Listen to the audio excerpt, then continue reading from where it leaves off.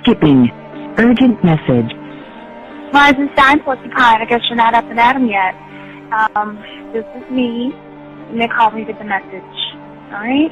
Thanks. Bye. Skipping. Urgent message. Trying to get a line to call you. It's been, so problematic for some reason tonight. I can't get a dial tone to call you. So this is my fourth location, and the phone went through. I couldn't talk earlier because it was right there. So if you haven't gone to sleep, call me back. Thanks. Bye. Just wanted to say goodnight anyway. All right.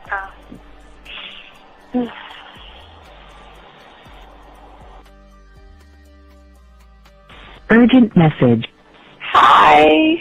I hate that your phone keeps rejecting me. You must have a really bad connection. Anyway, I don't know. It's 11:42. It's not even late. So if you're not asleep, call me back. Right. Bye.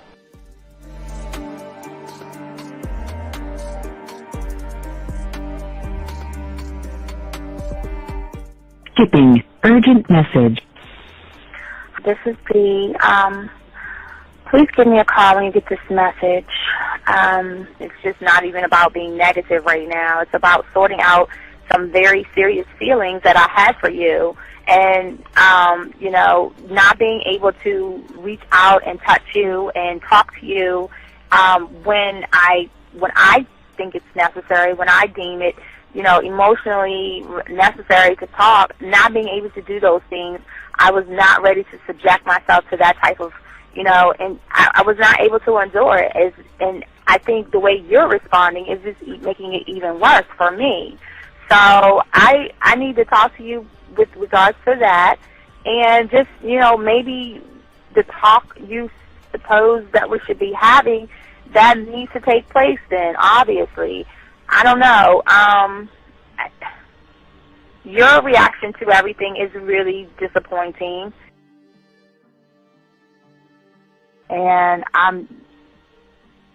need to talk to you. So call me, and don't be acting like that towards me. That's probably the situation, how you normally deal with it, but that's just not going to work. So formulate your thoughts, processing and all that, whatever you need to do, and call me, because I want to talk to you.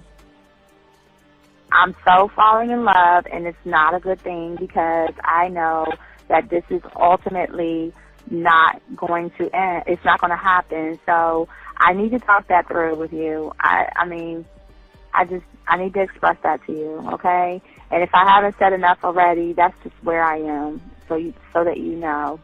Bye. To say thank you for letting me have a couple of days to actually think about what freaking happened the other night. Anyway, it was so funny how I had my whole mind made up on, when you leave your ass alone, I just felt like you was trouble. And it's so interesting how vibe is, because I was right, I ain't gonna lie, I do have questions. I'm like, how do you do that? Who taught you that? Are you a goddamn professional? So on a real note, that was amazing. It was totally, perfect. If I were to vision what I want my man to be sexually, you would be that person, hands down. Am I mad at you? Hell yeah, because you know that you got those skills. So for you to do that to me, that was not nice at all. Because I was getting to know you in a whole different way, and it was cool too. That other way was also nice, So yeah, I don't know. It makes me more curious about who you are and what you're really about. I won't lie, But again, I keep feeling that vibe of how you gonna do me like that? That is not nice. So you definitely, at some point, will have to give me that explanation, because I'm just real curious. But that's it. I'm not, in any way mean anything else. I think I'm okay. I'm staying away from you. I'm still gonna stick to that one. But I definitely want to know. I'm dude, are you on TV? This is Robert Frank, and you're listening to the manmindset.com dating help for men with your host, Steve the Dean Williams. I'm Tyrone, and you're listening to the manmindset.com dating help for men with your host, Steve Dean Williams. So get on board, long dick style. This is Debo. Steve the Dean Williams, give me your chain, punk. Yeah, sleep with your lights on. I still got the bicycle. Much love, Steve. Do what you do. God bless. Yo, cupcakes. This is C.T. Fletcher, and you're listening to the Man Mindset Dating Show for men with your host, Steve the Dean Williams. The following program is rated MAN. It contains real game, learning your value as a man, original ways to have her face in the pillow and her ass up in the air. I'm talking her knees pushed so far back, it's touching her shoulders. Touching her without touching her. Having a woman respecting your every move. Buying you gifts. Cooking and cleaning with a smile. And knowing her place at the table. So, for all you human males, cupcake surface dwellers, and grass-eating lions, viewer discretion is advised. Meaning, if you don't like the truth, then go find a show that helps you cuddle, complain, and cry about women. Just get the fuck out of here. When it come to women, you need some advice, yeah. I got what you need, yeah. This is the man mindset. Gotta learn the game, learn how to maneuver, check that. And what to avoid, we showing you all the red flags. Come connect, we helping you level up. Won't have no problem with women, this your time to step it up. Let's go. You got your confidence, you know they gonna like that. You a whole new man with the man mindset. Yeah, this is the man mindset. This is the man mindset.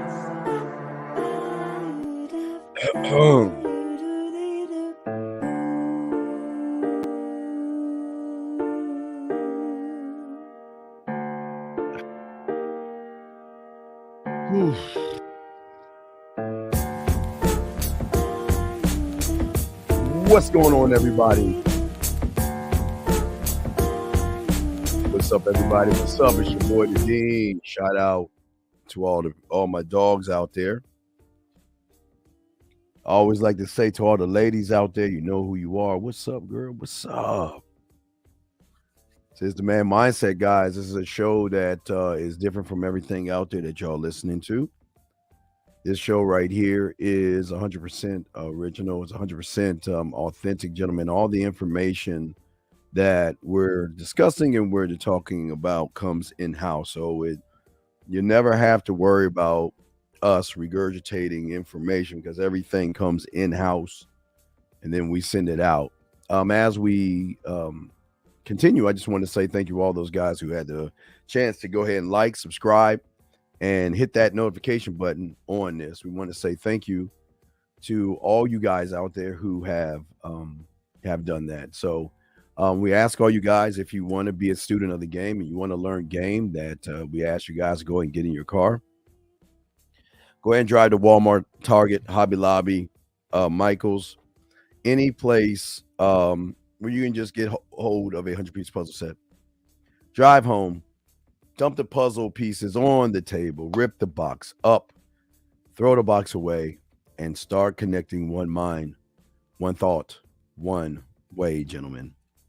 Also, gentlemen, we ask all you guys understand that we're not here to change your reality. We're not here to change your perception.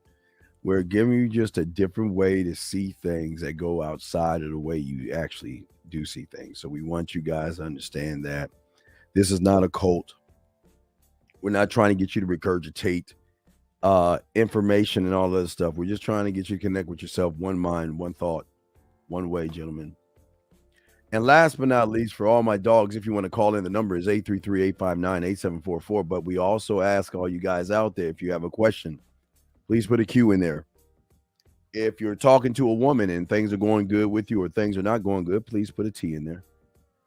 If you need help, or if you're talking to a woman, she says something to you that you don't understand, put a W in there. And that's what we want to do. We want to go ahead and tap into a part of you that you never tapped in, and that's your fingerprint. Because here in your fingerprint is one mind, one thought, one way. We're trying to get you to connect with yourself. So let us begin. We have a good show for you guys. A good show for you guys today. Let me check the. Let me check.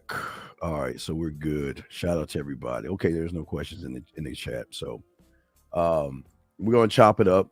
We're gonna get in this game. And again, if y'all have questions, guys, please ask away. If you have questions, go ahead and ask. We'll answer any of your questions that we have. But today, what we're going to be talking about today is something that I guess we need a foundation. I guess if we're looking at a game and we need to get a foundation, I guess this is the place to start because a lot of people do the worst thing. They're always building on weak foundations. They're always trying to put a rug over a truth to try to cover it up. And then by trying to cover up that truth, what happens is that they then have low self-esteem and low self-worth. Now, where does that come? There are several things that happen for a lot of you guys out there. And this is it's not a bad thing. I don't want y'all guys to look at it as a bad thing, but it is. A lot of you guys, some of your childhood experiences can slow you down, can have a significant impact on your self-worth. A lot of children today, have always dealt with neglect, criticism, abuse, and a lot of negative messages that developed a sense of shame or a sense of feeling unworthy. Maybe you were bullied in school, maybe you were abused or picked on or something like that, that had an effect on you. For some of you guys out there, maybe it was some type of experience, some type of emotional or physical trauma that can make you feel helpless, powerless, and also make you feel that you're undeserving of someone's love or care. For a lot of you guys out there, a lot of you guys have comparisons to how you feel when you are always comparing yourselves to other people, and you feel that you're just falling too short of whatever that person is. That can lead to feelings of being inadequate and also drawing in self-doubt. A lot of y'all guys have dealt with some of you dealt with racism, some of you done with classism.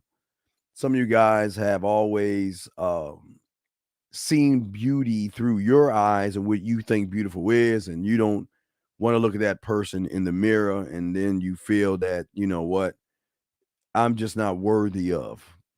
And all these things that you have, somehow, some way, they start to create what is called, gentlemen, a basis of how you begin to talk to yourself. And it's a dialogue that you have with yourself, that you start to criticize yourself.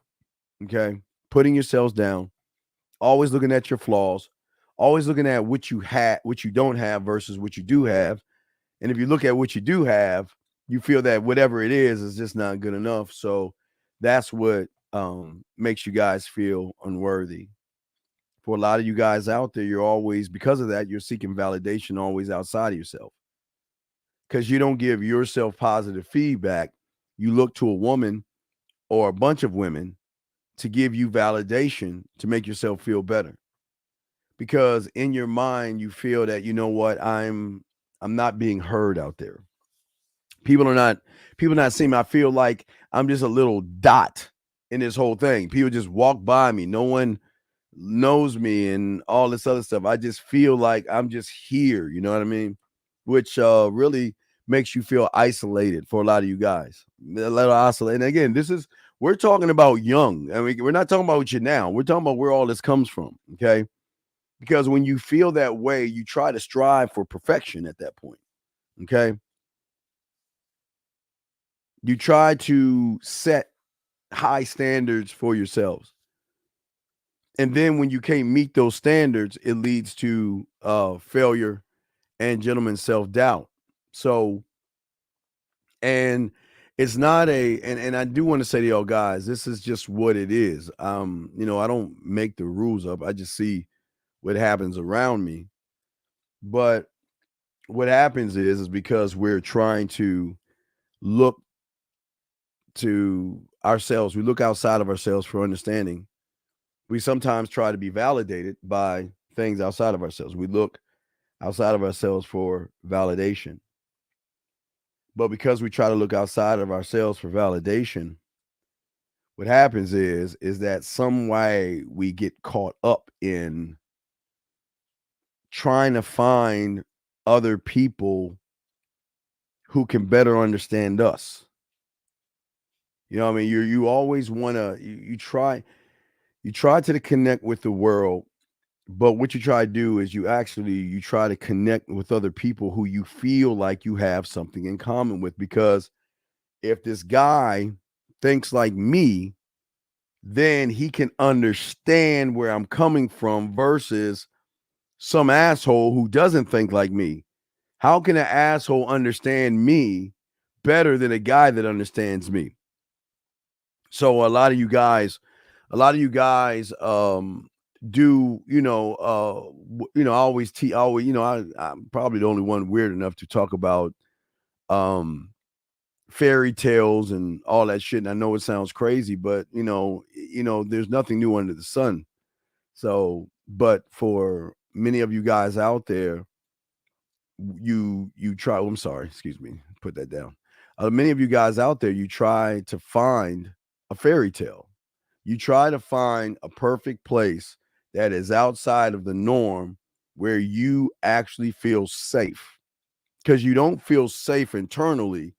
Your safety is based off of being part of a community of people that understand you. But what most people don't understand is that those kind of communities, they cannot grow you. They can only hold you back, and they can only hold you down, gentlemen, because they're not teaching you how to look to yourself. They're teaching you how to connect with another negative person who has some of the same issues that you have. And that's why I think a lot of y'all don't know this. A lot of people, this is why you see these manosphere spaces, why they're so big. Because all these people feel that I would rather be a part of something, good or bad, than be by myself. And if that means tearing down that woman because she didn't talk to me, so be it. So be it. But you putting a rug over all these things that's happening in your life is not actually going to help you grow, because you're still struggling inside. You are, and the struggle is that your I am is doing everything it can to form and shape an identity, but you're the one stopping it to help you form, shape the identity. And because you decide that my identity is already set in stone, this is the way it's going to be, there can't be any other way. I've always lost in elementary school, junior high school, and college. So this is just how my life is going to be. So I just feel so much better being around other people. I feel so much better that way. And gentlemen, that's not how your mind should work. That's not how how you're supposed to be, gentlemen. What happens, and I say this to all of you guys out there who are listening, and I appreciate the likes, guys. All you guys listening to understand certain things. most of you guys don't realize that the way your mind is working right now, and the reason why you have your low self-worth is because you're actually feeding that side of you because you feel that all your life uh kids have been mean to you, kids have bullied you, things are not fair, you got looked over, you didn't get appreciated. You have all these feelings inside of you, but the only way to unlock that, okay, is to actually break free of those that you have something in common with, which is going to sound crazy. Why would I break free with someone I have something in common with? Because you shouldn't have anything in common with anybody outside of your fucking self. You should never understand or connect to another guy thinking that that's going to help you. You're supposed to have nothing in common with anybody.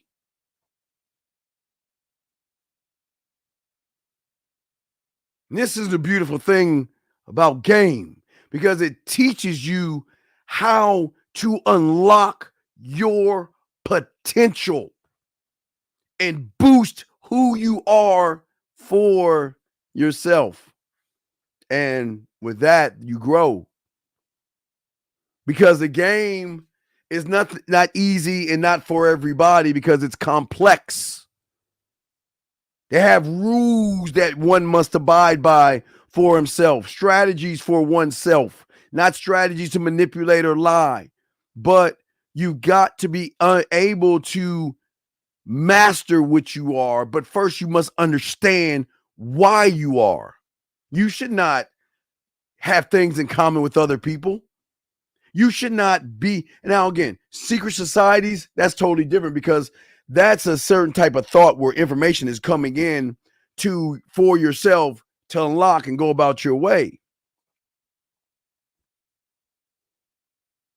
But you should not have anything in common with people, and that's the problem. You would rather have something in common with somebody rather than be your own somebody.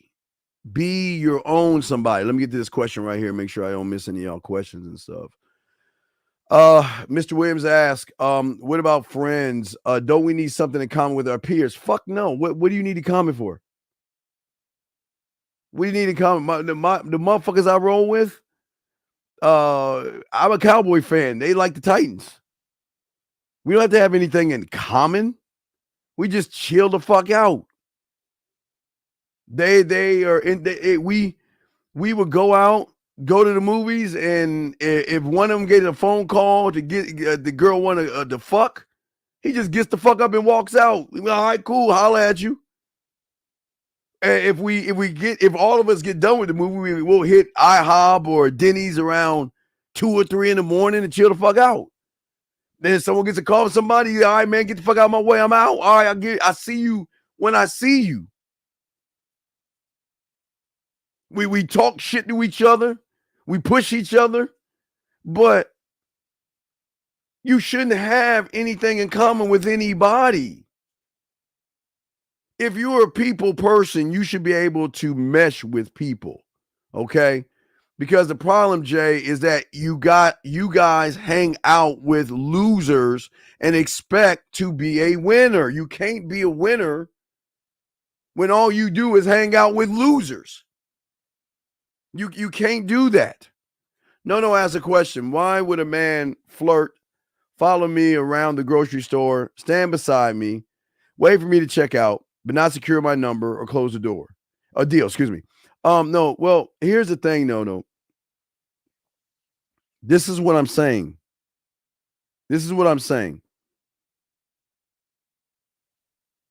He can't secure the deal with himself.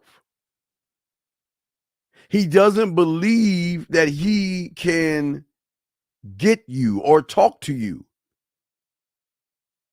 He has already talked himself out several times of making a move, because what people don't understand is, no, even if you gave that guy some play, you'd fuck his world up, because he would see success as a problem. His expectation is he ain't gonna get you. You're not gonna be interested in him. But if you were interested in him, that's even more pressure. That's even more pressure. So don't see, the thing is that don't look at yourself as in, where did you go wrong?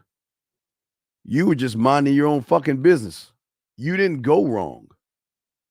He went wrong because he did not know how to talk to you like a motherfucking man would, and not give a fuck no of what you say.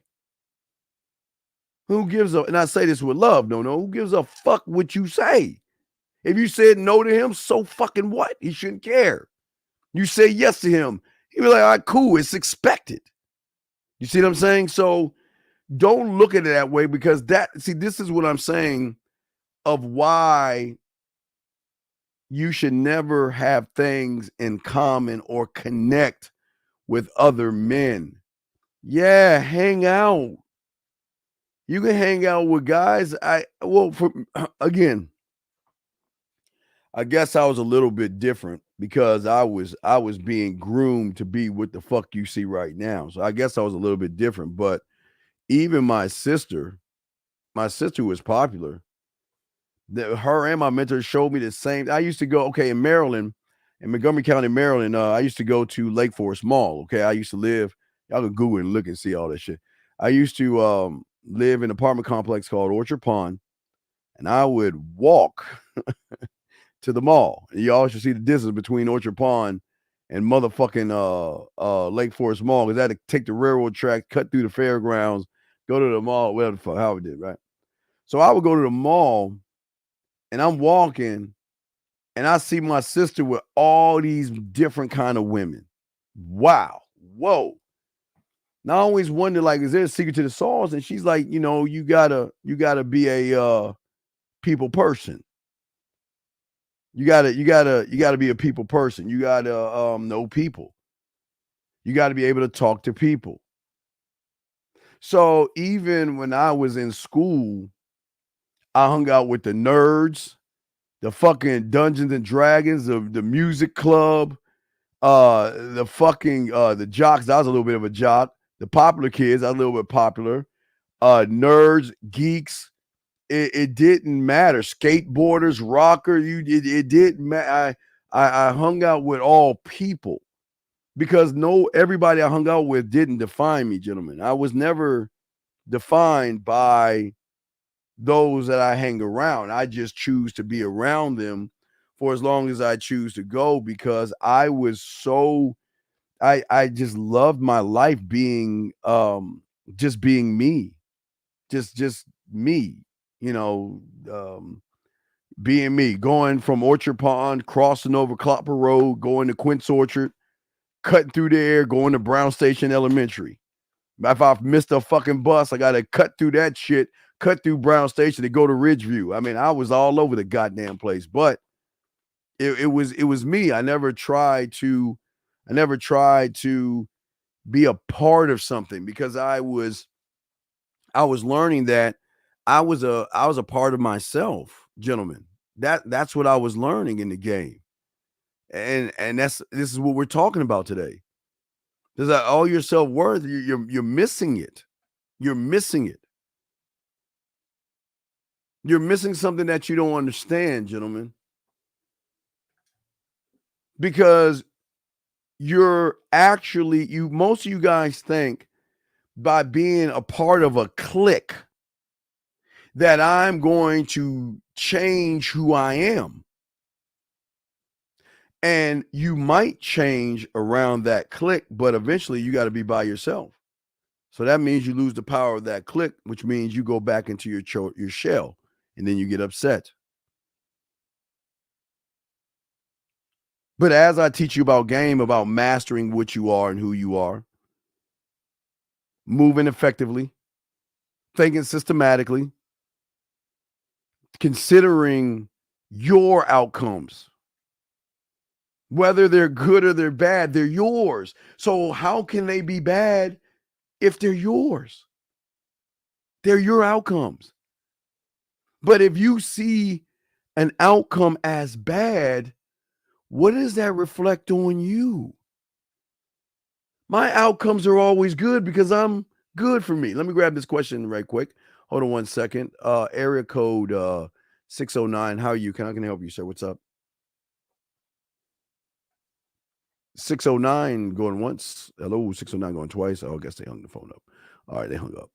But as I was saying before to y'all guys out there, this is what we're talking about. Outcomes. Because no one's ever told you that whatever an outcome is, whether it is good or bad or indifferent, it's yours. And anything that comes from you should be beauty. It should never be bad. An outcome should never be bad in your eyes when you see the beauty that you are. Everything you send out should be gold and beauty. For you older guys, now we're older, sexuality. You should be pushing out something that the average guy can't push out, because the power base is your fingerprint. What comes from the fingerprint, guys, should be you, the power of who you are, understanding and mastering yourself. Self-mastery never comes from getting everything you want. Self-mastery doesn't come from every woman giving you play. Self-mastery comes from them motherfuckers knocking you down, saying no, whatever you guys believe in, that rejection shit, them rejecting you if you believe in that silly shit, and everything they do. That's where the good shit is. It's not going with the current, because you'll never learn anything going and hanging out with your fucking goofy ass friends. You'll never learn anything. The power comes from going against the current. Okay? All right? I've already explained it. Where does it come from? It comes from choice, but it comes from your life. Your self-worth is a combination of every woman, every kid, every neighborhood, every parent, every discipline, everything that you are. That's where it comes from. But here's the thing, AB. Just because it comes from one place doesn't mean it's got to fucking stay. You are not certain things. We'll talk about that in a second. Because I think because a lot of y'all guys get a false idea of this stuff. A lot of y'all guys see everything the wrong way. Because you're not analyzing things. I didn't say problems. You're not analyzing you. If you analyze something as a problem, then the source believes he's the problem. How is one able to get out of a problem when he sees that he is the problem because of his self-worth? But when you analyze yourself, you will have this thing called solutions. Because I'm not a problem. And because I'm a solution, it still doesn't mean you get the woman at the end of the day. It does not mean that. Thank you, 50 likes. Has nothing to do with that, okay? Has nothing at all. All right? And when you guys out here look at the world as issues and problems, you are the source of the thing you're thinking about. So when you look at a problem, you can never solve it. How can you solve yourself when you are the core of the thought that you think is a problem? And whatever that problem is, you think to solve that problem, I've got to be around other people that have the same problem as me, because then we connect. So that means the mind has won. That means your mind, the greatest liar, trickster, and the motherfucker that doesn't like you, he has won. Because he's saying, hey, look at you, look at that guy over there. He's just like us. Let's follow him. Hey, wait a second. Well, you want to be a part of us? Hey, come on our community called the banana peelers and everything. Oh, okay. Well, what does it take for me to be a banana peeler? A banana peeler.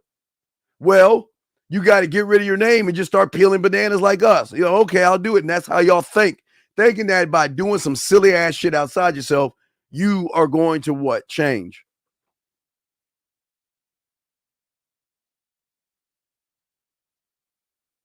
You have got to learn from somebody that says, fuck your feelings. You should not be like anybody else. Because the only way you're going to overcome your feelings between you, the problem, and the thought that you have a problem in the middle of that shit, that's the glue. It's called being overwhelmed. You guys become overwhelmed so much that you can't see anything but a problem. She's too pretty. She's too tall. She'll never like a guy like me. If I say something, she'll never like me. All you do over and over and over again. Shout out to our dog, K. Zach. Zach, what's up, my brother? Shout out to you, man. Much love, brother. But yeah, but you over and over and over again, all you do, unfortunately, is that what you're doing is you're being overwhelmed by things.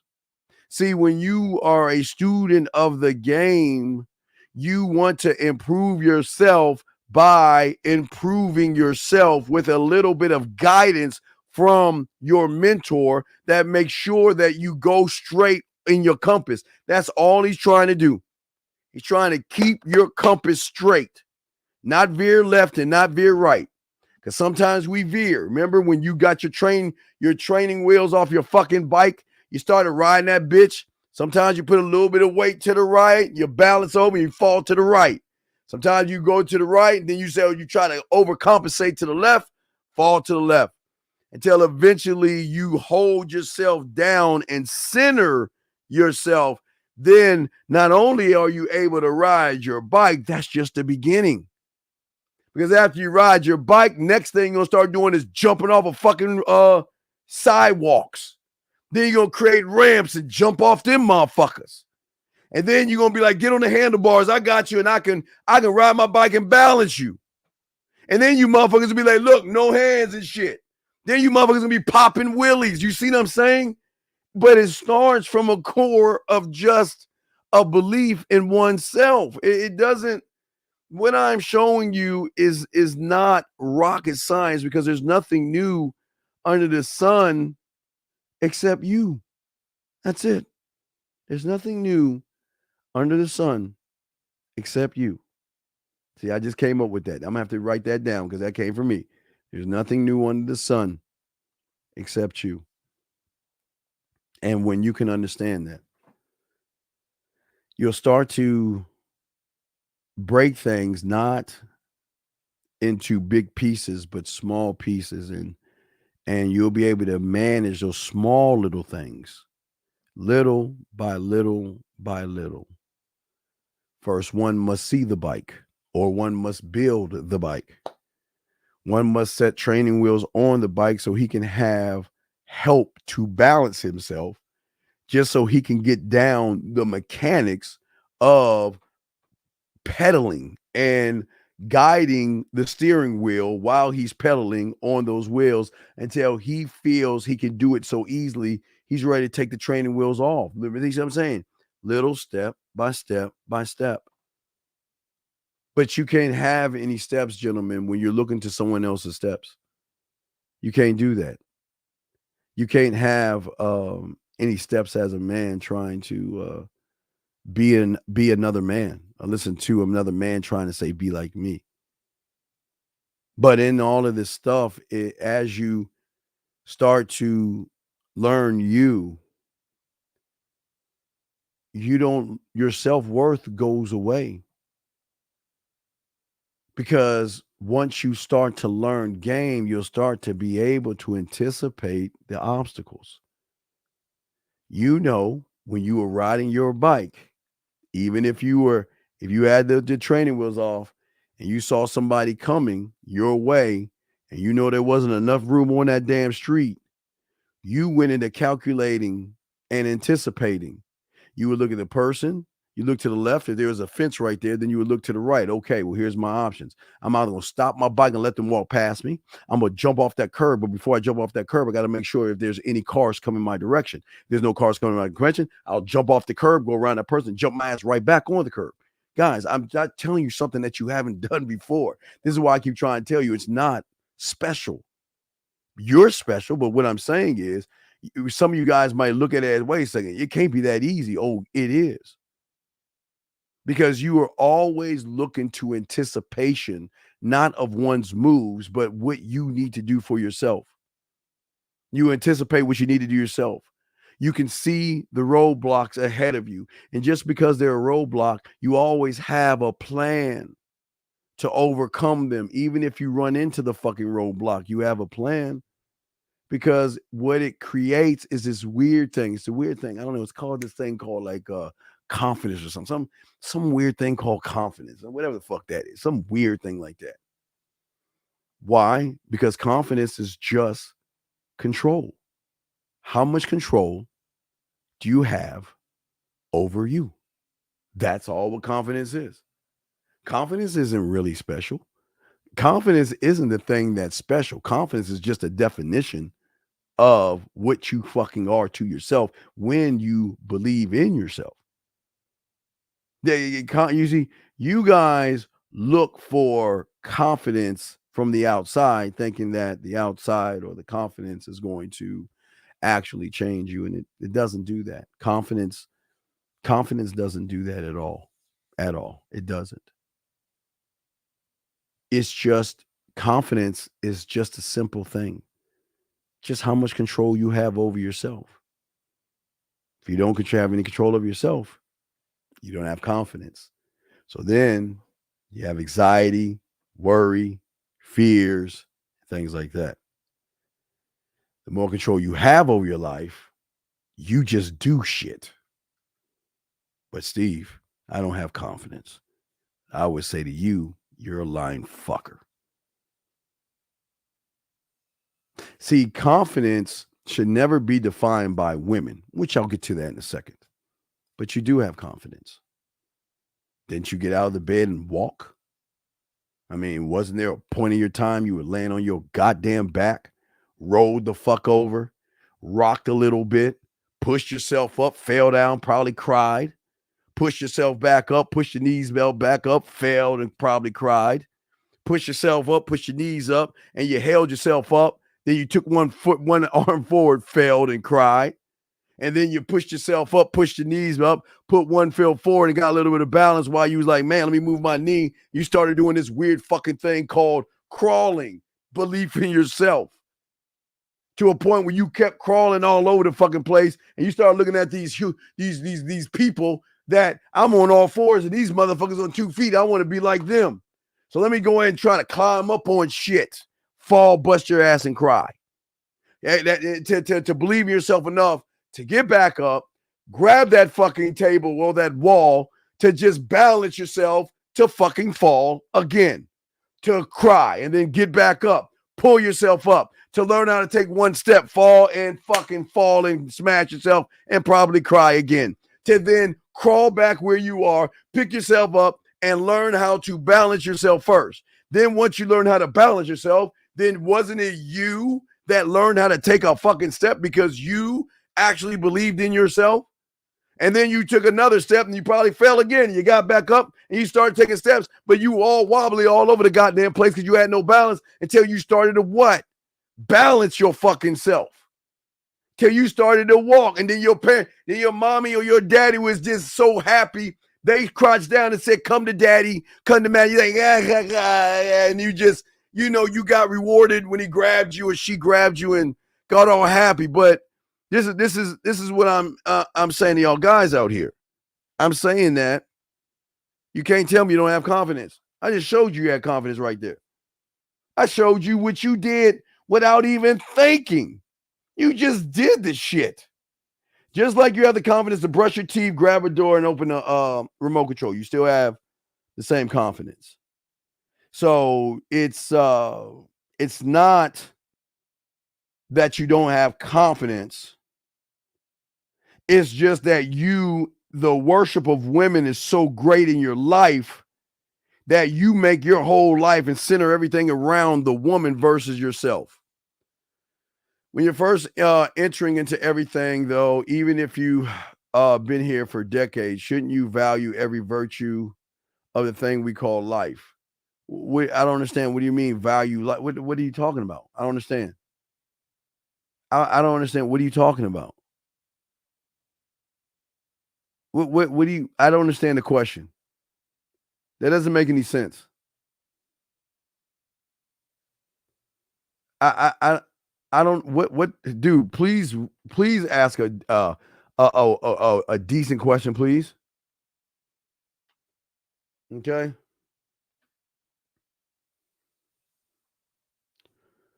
But as I was saying to you guys out here, say is lust a bad thing? No, it's not. Let me see here. Make sure I got everybody's question. Okay, we're good. We grab this question. 864. How can I help you, sir? What's up? Hey, what's up? This is KP, and I just wanted to. I had a light bulb moment when I was watching the Great Sperm Race. I think I watched it about 2 days ago, and the light bulb moment that I had was the fact that I, as a male, not a man because I'm not a man, made it to was able to get to the egg and be where I'm at now. Yes, was just crazy to me because it's like I watched it and it said over 200 million sperm cells died. Yeah, of course. Your brothers, your mother's a murderer, and I don't mean in a bad way, but your mother's body cells murked your brothers and sisters, wiped them motherfuckers straight the fuck out, because it was protecting the body. But what I'm saying to you is, I'm saying because you watched that, it's good. But did you stop and pull over and go to sperm tube? Did you stop and pull over and look at sperm pills and all that shit? You didn't do that shit. There was no computer, no internet. It was all you that got there. That's what I'm trying to get you to see when you watch that shit. So and I'll get you, I know you got a question, but I'm saying that if you were the only one, the one of one that got there, then why can't you succeed in this fucking world right now when you went through hell to get here? But what is your question? I'm listening.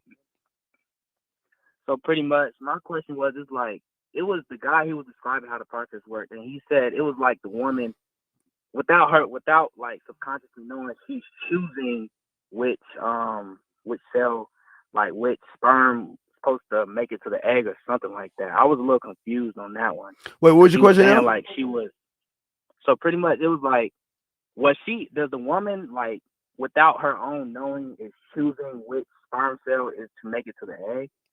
I was kind of the choice because there are baby days where you have boys and girls, so that's more. I'm not a scientist, okay, but I'm not in. I don't know that type of. That's past my thing. But no, I just wanted you to watch the movie so you have an idea of how the fuck you got here, because once you realize how you got here, you shouldn't be complaining about anything. There should be no fucking excuses and no poor me and no crying and all that other stuff. You know what I mean?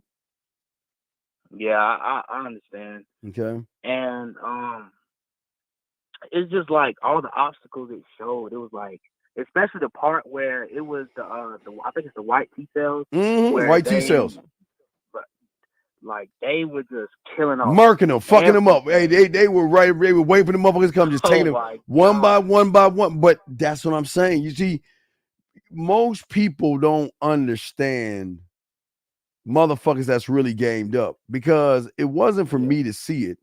It was for you to see it so you could see it, to see where you, hopefully that gave you a shift in your perception.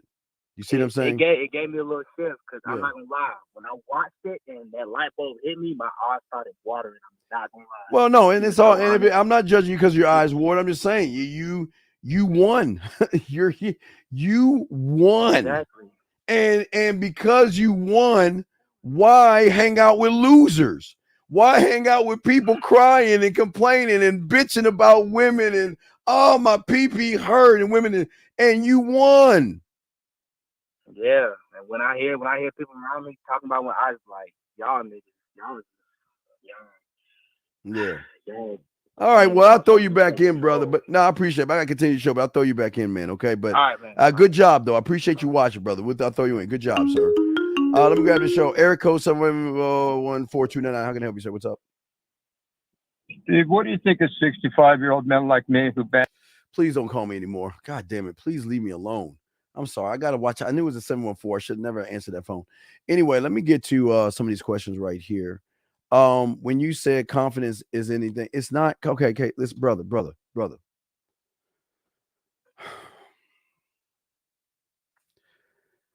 Don't look at confidence as a thing to aspire to. Because what okay, let me explain what the mind does. When the mind cannot understand something, the mind is going to define something. And what your mind is saying is you're trying to go after confidence. I don't want you to go after confidence. I want you to go after yourself, and through that, you will have that thing. But don't look at that thing. See, let me explain what's happening. If you look at I saw the other day, a guy said, well, I don't have any hair in my head, and I needed to get my confidence back, so I put a fucking toupee on my head. And I'm explaining why y'all do that. Because y'all think confidence is something that you could wear, put on, or drink, and that's not what it is. That's not confidence. That's a lie. So what I'm saying is it isn't anything fucking special because it's just a word. What's the difference between confidence and sassafras, or confidence in pineapple, or confidence in hamburger? They're just words. Unless you try to give it meaning. See, people try to give meaning to shit when they don't try to give themselves meaning, young man. So I don't understand what you meant. Hopefully I was able to understand that. Con artist is short for confidence artist. So would you say that you are a con artist? I don't know. I don't know if he's talking. Is he talking to me?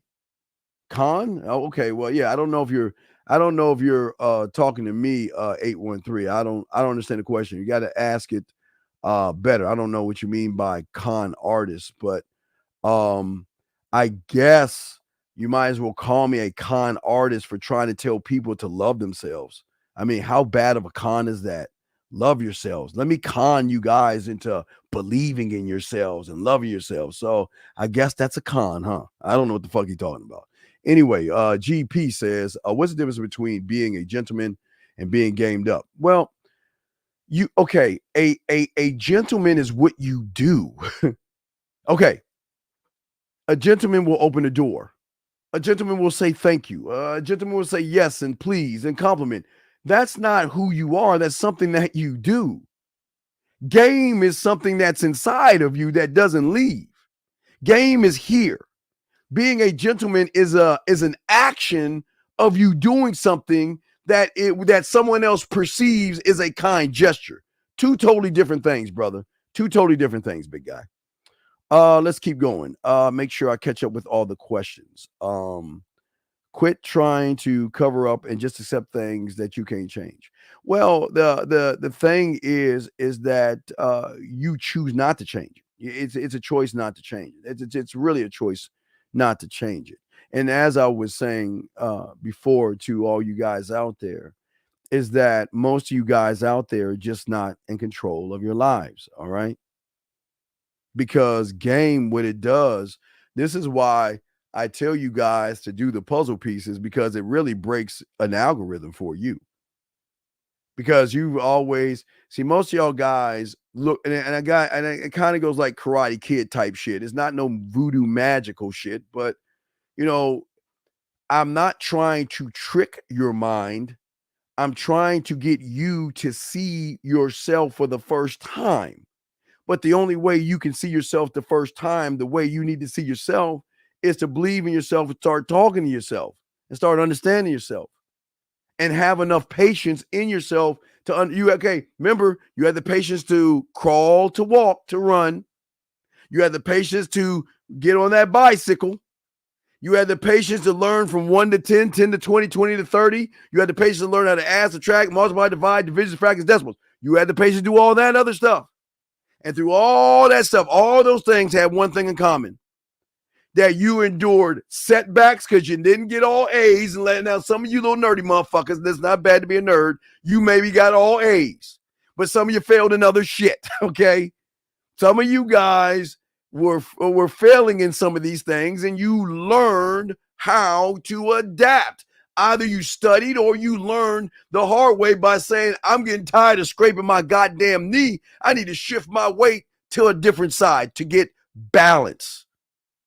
Because that is what I'm talking about. Communicating with yourself. This is what it's about.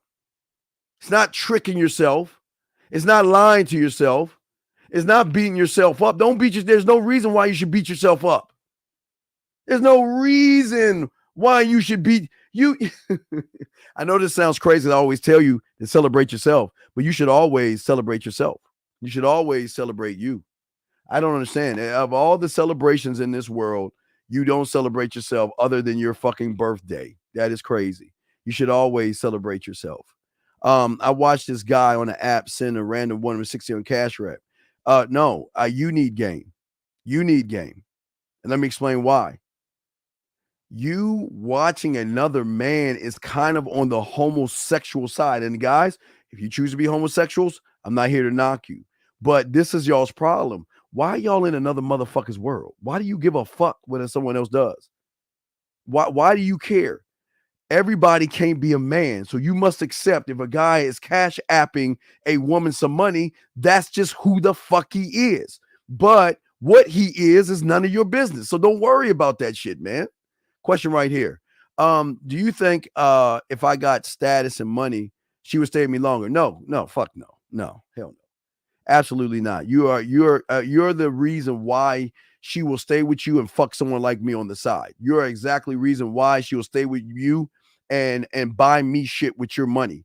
She's the same reason why she will drive you to work and let me drive your car, because you ain't game to fuck up. You ain't game to fuck up. Because what, and this is very important, and I got to explain this to a lot of you guys out there. This is why most of you guys actually are built to be more like women than you are men. Gentlemen, it's very simple. Y'all need to think, especially this gentleman right here. Our number one consumer is women, because the marketers and advertisers know how to use their product to draw out their fucking emotions.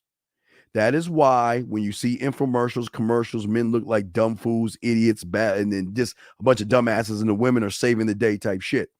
That's why you always see a guy doing something for a woman, and then she'll give him a kiss for an emotional, effeminate person who thinks that if I take something called Axe spray and spray it all over my body, women are gonna come out of the streets and all the other shit and try to rip my clothes off.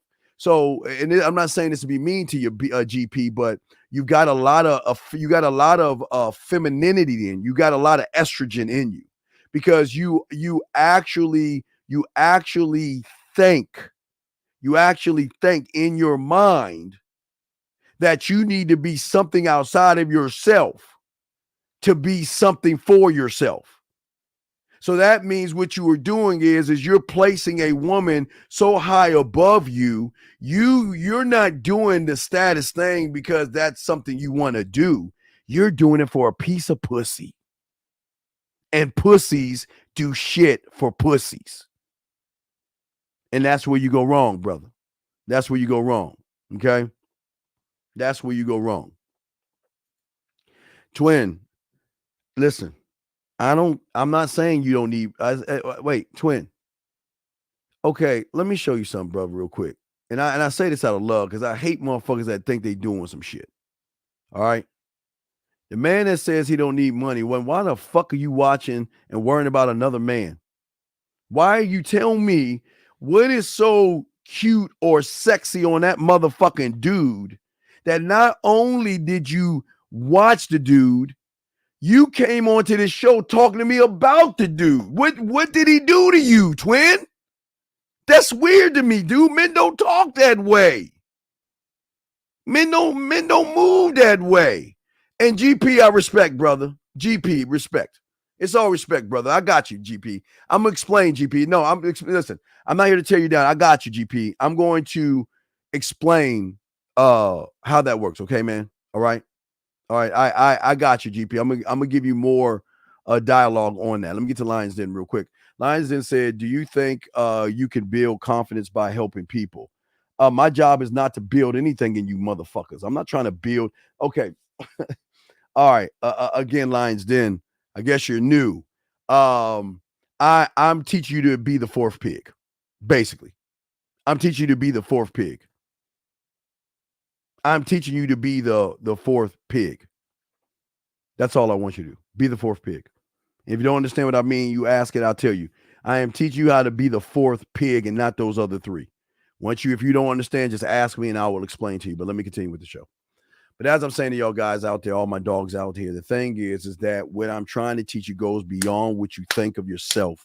It goes beyond anything that you have ever seen or applied to yourself, because you don't know that you have everything it needs to unlock you. But what you've got to do is you got to learn how to break yourself down and anticipate the obstacles and be patient and be present when you get your ass knocked down. There should never be a thought in your mind that says problem when it comes to a woman. It should never be that way. But I got to explain this real quick because GP, this is for you, my brother. This is for you. Okay. All right. So I'm going to explain, GP, why you said your statement, because I don't even think you understand. I mean, you asked, it's a great question. Okay, I appreciate the question. But I'm explaining to you why you asked the question and why most of you guys feel the way you feel, my brother. And it's not, look, brother, it's not a bad thing that you feel this way. What's bad is you don't know why you're this way. And I will be happy. I'm going to explain to you what that is. Let me help Lions Den out real quick. Lions Den, I'm the only one on YouTube that breaks this down real simply. The problem is, guys, in your life, my brother, I always like to use the fable tale, the three little pigs, because you guys know that's not the pigs, dog. That's not the pigs. So I'm going to get to the pigs. I use the fable of the three little pigs because I'm trying to show you that even in a fairy tale, fairy tales are kind of like life. Most of you guys have weak ass foundations. You are not building your life on anything of strength, value, standard, value, mission statement, legacy statement, laws, rules, or codes. Most of you guys are these three right here. Two of you guys will have either weak foundations, or you will be the last person that either imprisons yourself. You become a prisoner of your life by stopping and withholding your potential. See, that third fucking pig was not the one you go into, because that one, just because you felt it's a protective area, that you hid yourself from yourself. So you have no room to grow while you're imprisoning your mind. So that's what I mean as the three little pigs. But what I teach you that nobody else shows you on YouTube, I am the only one, and I'm glad that I can happily say that with fucking pride, because nobody else uses this kind of game that I use. I teach you guys to be what is called the fourth pig. The fourth pig is the one that makes statements. The fourth pig sends a message without even saying shit. For whoever gets in front of the fourth man, or pig in this scenario, she is going to understand that she cannot trick you, ask you for money. She cannot manipulate you, and she knows she's got to work for the dick. She's got to put in work to get your dick when you are said forth pig. That's what I'm trying to teach you. I'm saying that there are things you know, there are things you don't know, then there are things you don't even know that you don't even motherfucking know. And that's what I'm trying to teach you. But GP, let me get to you. I got you, dog. I got you, okay? Let me see if I'm getting catching up on your question. Okay, so GP, let me explain what's going on with you, okay? So what I'm saying to you, my brother, is what happens is when, and I explain this, okay? I explain this to you guys out here is that for a lot of you guys, because of your past and because of how you were either traumatized in whatever way you were traumatized in, gentlemen, there was a shift in your thinking. Okay, now I'm going to explain. There was a major shift. Okay, there was a major shift, and I want to show you the shift. Okay. Now, oh, that's not the shift, guys. I'm sorry. That's not the shift. That wasn't the shift. Let me pull up the shift for you guys. I'm sorry. I think this is the shift right here. So this was the major shift for you guys. Let me find that. Where is Steven? I usually just find shit. Okay. So the first thing that happened to you guys is that you were one thought, one mind, one way. You believed in yourself. You believed in yourself so greatly that you got here. Okay. You didn't need YouTube, internet. You didn't need hypergamy, red pills, or anything. So you believed in yourself. Okay. And at that time, your mother, your father, a teacher can give you a big piece of paper, a crayon, a marker, and a paintbrush, and you would be in your own fucking little world, drawing Martians, fucking animals, stick figures, whatever the fuck you wanted to draw. You were in your own world until your mom said, "Boy, you listening to me?" Or did she say, "I'm talking to you," or whatever. You were one thought, one mind, one way until something happened in your life where the shift happened. Now, the shift is when you stopped believing in yourself. So when you took that shift and you stopped believing in yourself, and then you define this fake thing called fear. There ain't no such thing as fear. And you just find this fake thing called rejection. I've already showed you that there isn't. So you define those things because you didn't understand those things, because as young boys, our bodies are going through shit. You know, you get wet dreams, your dick get hard sometimes. You know what I'm talking about, guys. We go through shit as young boys. But sometimes we don't understand ourselves, and sometimes we are too chicken shit to ask our parents or anything what's going on with my body and why am I thinking this and why am I doing that. So you created the shift. You created the shift, okay? So once you created the shift, then you begin to feed into the shift. You started to believe that I'm really not good enough. And then when someone, remember, the world is not nice. So when someone realized that you're fresh meat, you're soft, they challenged you. And sometimes they picked on you. And sometimes they bullied you. And sometimes they beat your ass. And sometimes you didn't even want to fight. So the shift was so great, you usually go straight to class, but instead of, you're going to run to that guy, you go all the way around because you are afraid or embarrassed or something happened in your life. Something happened in your life that made a shift. So as you guys got older, okay, let's say that the Matrix comes into this shit. Because you didn't understand you didn't understand the dynamics of women and all this other stuff, you started to trust the one thing that you've never ever understood, okay?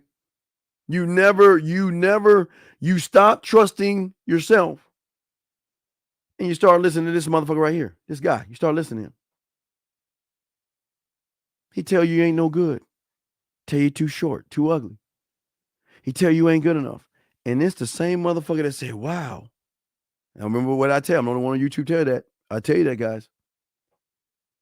If you're a white man, You see a white motherfucker on YouTube, you'll follow that motherfucker because you feel like there's a connection. Black connects with black, Spanish with Spanish, Chinese with Chinese. Most of y'all connect with race first. Then some of y'all connect with age, or you connect with subscriber count, or you connect with how much of a fucking victim you are to start believing what motherfucking content creators are goddamn telling you, while that voice in your head is saying, go do it. Go. That's the person thing. So then what happens is that you stop putting a value on yourself. And wait, what do I mean by yourself, gentlemen? This is very important because I'm the only one who talks about this. You stop putting a value. When I say yourself, this is what I mean yourself. There is nobody like you based off of your fingerprint. You start putting a value on yourself. And the moment you begin to take the value away from the person that got to the egg all by himself, that went through all the shit I showed you guys by watching the Great Sperm Race, you, with the company of your mind, started to put value in things outside of you to get something outside of you called a woman. So you then took in your mind, because you were on that shift. Remember, you were shifted the right way by hitting to the egg. But then there was a huge shift the left way because you stopped believing in yourself. And then the shift started to sink in because then you started to say, well, I'm not good enough, but I'll be valuable if I have money. Money does not determine your fucking value. Money is an I do. That's something that you can gain and something that you can lose. And when the man puts his value in money, what do y'all see when guys lose their money on Wall Street and all that shit? They off themselves. They can't handle being poor. Oh my God, I don't have any money anymore. My value is tied into my money. Then some of you guys want to talk about your little fucking degrees on your wall. I got it. Well, I've got my doctors and I went to Harvard and I went to Yale and I've got my corner office. All that stupid ass shit. The level of your education does not determine your self-worth. It just helps you function better in what the fuck you're doing. Your job title does not determine your self-worth because it's something you do. A job is what you do. It's not who you are because you can lose that bitch like that. These I keep trying to tell you. Now, no, you can't lose your education because I know some of you smart ass like, Steve, you can't. What about your education? I'm not saying that. Follow me along. So when you made that shift, and y'all listen to this content creators, then you think your appearance is your self-worth. You think because you can buy nice clothes that you have self-worth and women can see you a bitch. Media followers, all you guys following these YouTube cults and all that other stuff to determine self-worth. You think self-worth is being part of a cult. That's what you think it is. Some of you guys look at your self-worth as in what you have versus what you don't have. If you have a woman, you feel like you're lucky. And if you don't have a woman, you feel like hey, what's wrong with me? Why am I not good enough? You see what I'm saying? What I am saying to you guys out here, oh, wait a second. Is he asking, wait, what is that? A con artist isn't necessarily negative thing, chill. It's just a description because nobody knows his life, but his confidence is enough to believe him. But okay, sir, let me help you out, 813. And again, I welcome you with open arms. I'm not gonna kick you out. But allow me to help you out here, sir. First off, I say this with love. Fuck you. All right? I say that with love. And let me tell you why I'm telling you why I'm saying fuck you. Why don't you get out of your fucking panties and listen to the message? Don't worry about what the fuck I'm doing. I've been doing this shit for over 30 some odd fucking years, you dumb fuck. So if you don't like what the fuck I'm saying, take your ass and get the fuck out, bitch. How about those apples? Because I'm not here to get you to believe me or not. I don't give a fuck what you think. You know, how about that, bitch? Fuck you. So if you think I'm a con artist, I agree with you. You're right. Yeah, I'm a con artist. So you can leave, okay? I'm conning you guys. I'm gonna con them all. So there you go. Now take your fuck boy ass out of this bitch. Fuck boy. Do y'all see what I'm talking about? Y'all see why motherfuckers lose? This motherfucker. Let's look at this mother. I hate doing this. Guys, I hate doing this, but he gives me no choice.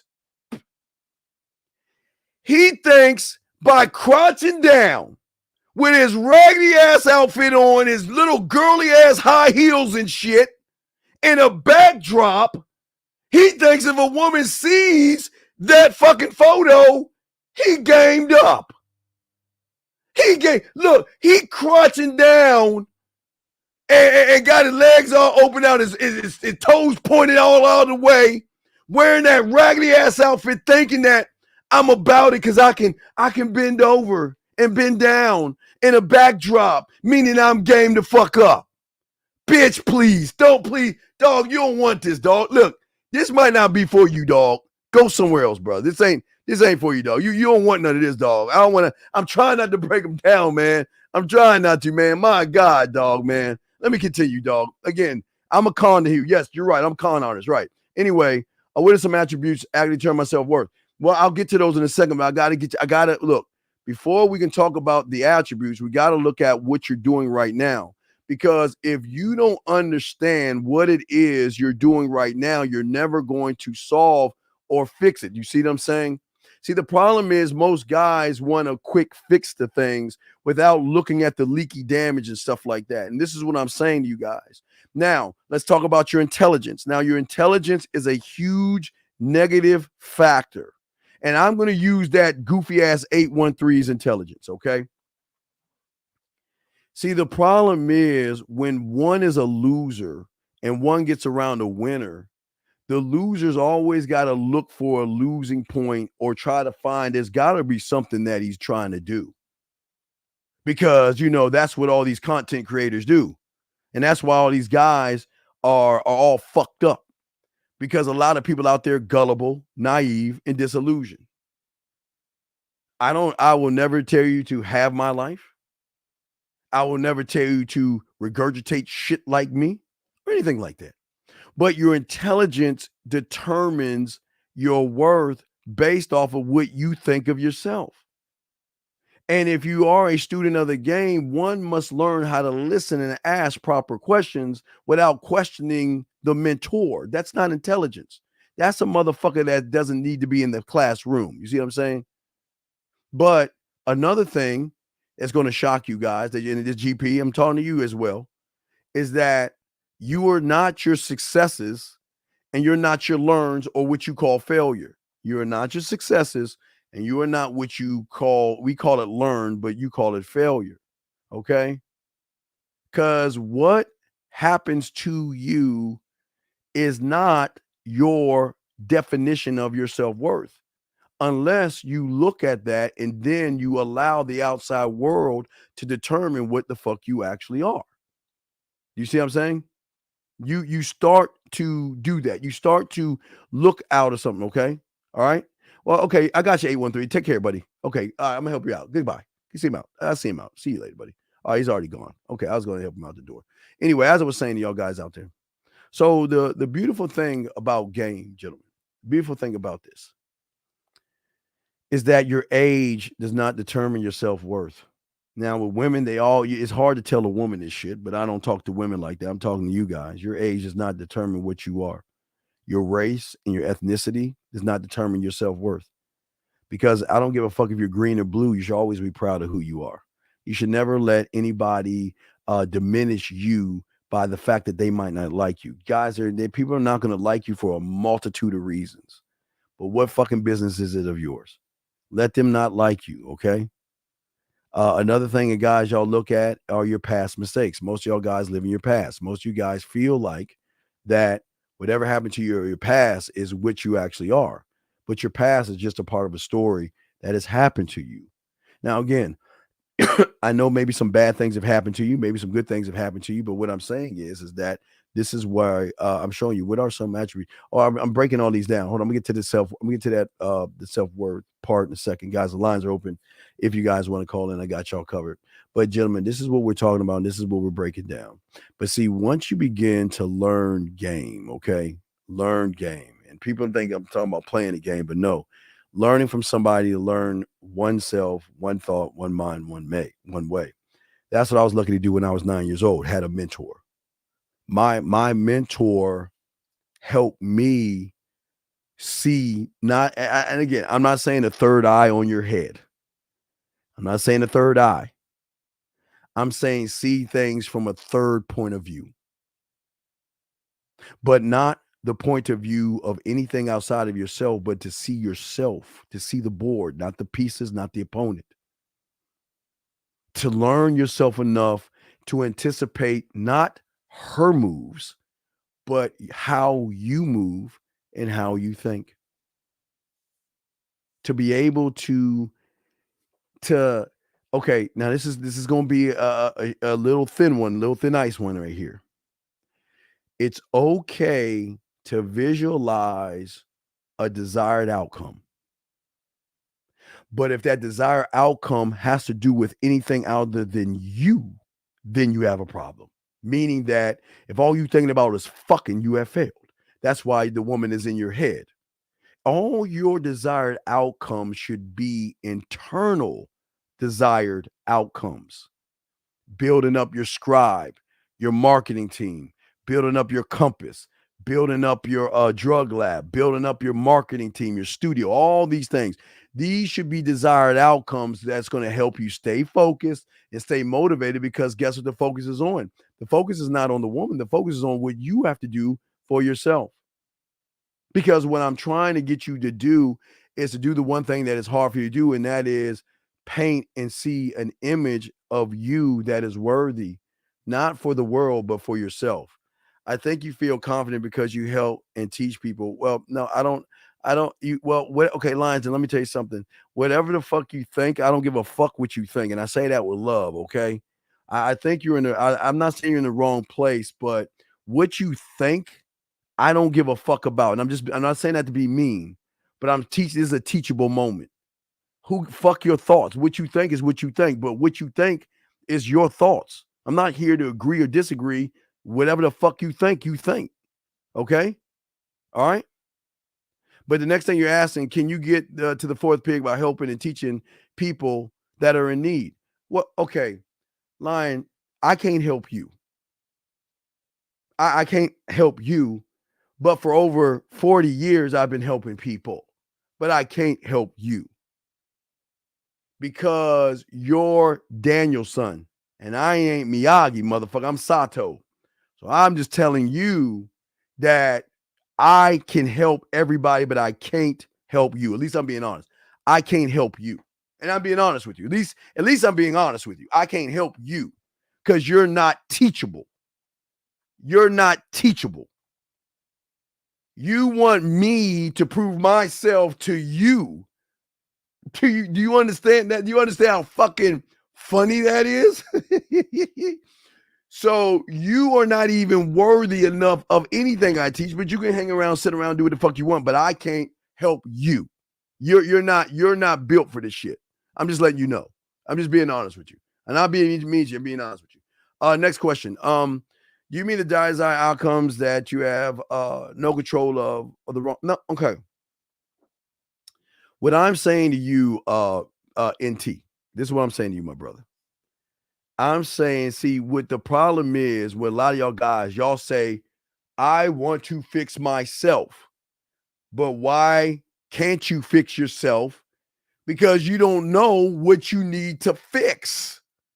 You look at yourself as a whole, but you're not breaking yourself down to parts.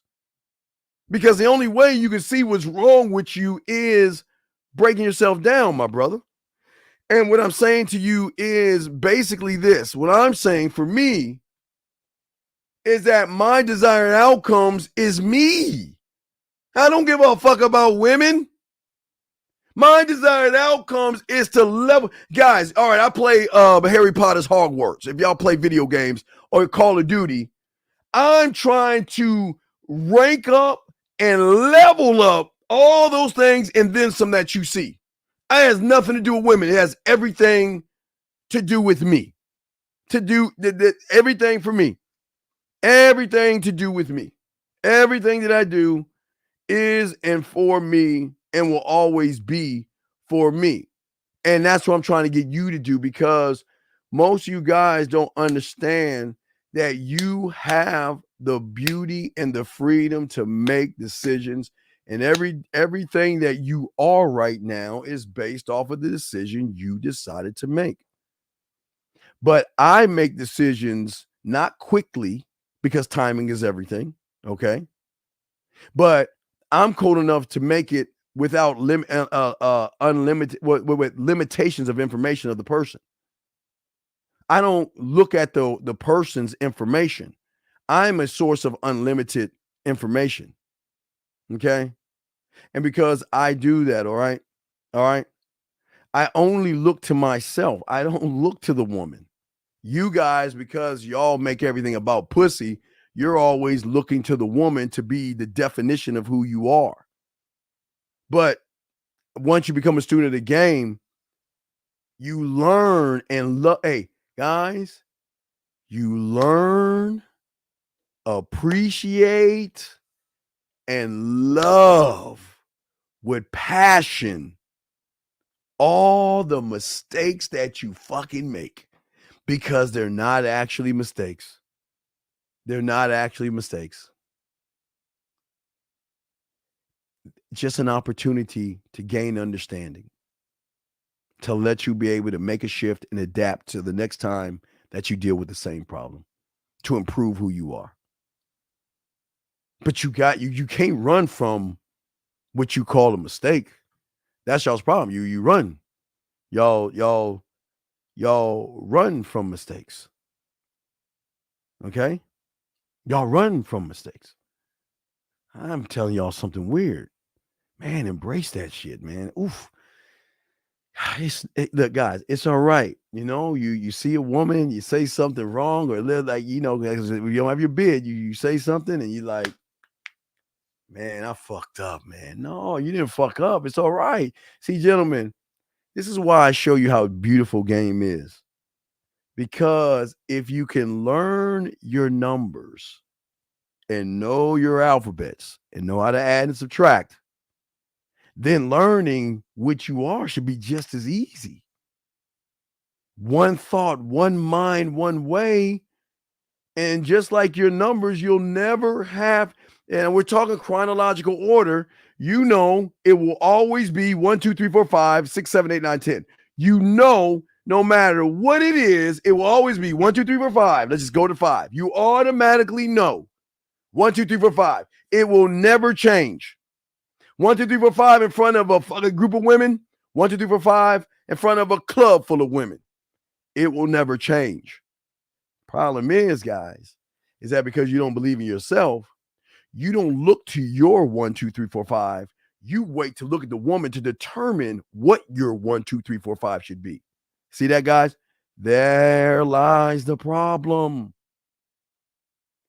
For some reason, and I don't understand this, you guys feel that you got to talk to women totally different based off of what you see.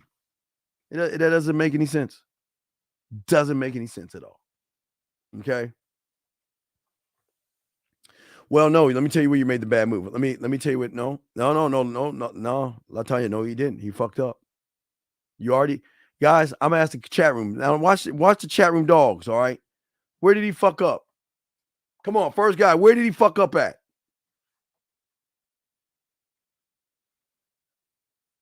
Where did he fuck up? I'm gonna let the chat room tell you. Watch how cold they are. One of these motherfuckers know. Where? Well, I'm waiting for the first one I see. I'll post it and I'm gonna run with it. So once I post it, don't tell me afterwards. I don't want y'all. Wait. I just saw it. Hold on. There you go, my dog, my motherfucking dog.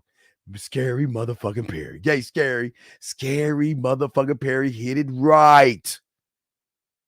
You automatically went wrong by calling the woman fucking pretty.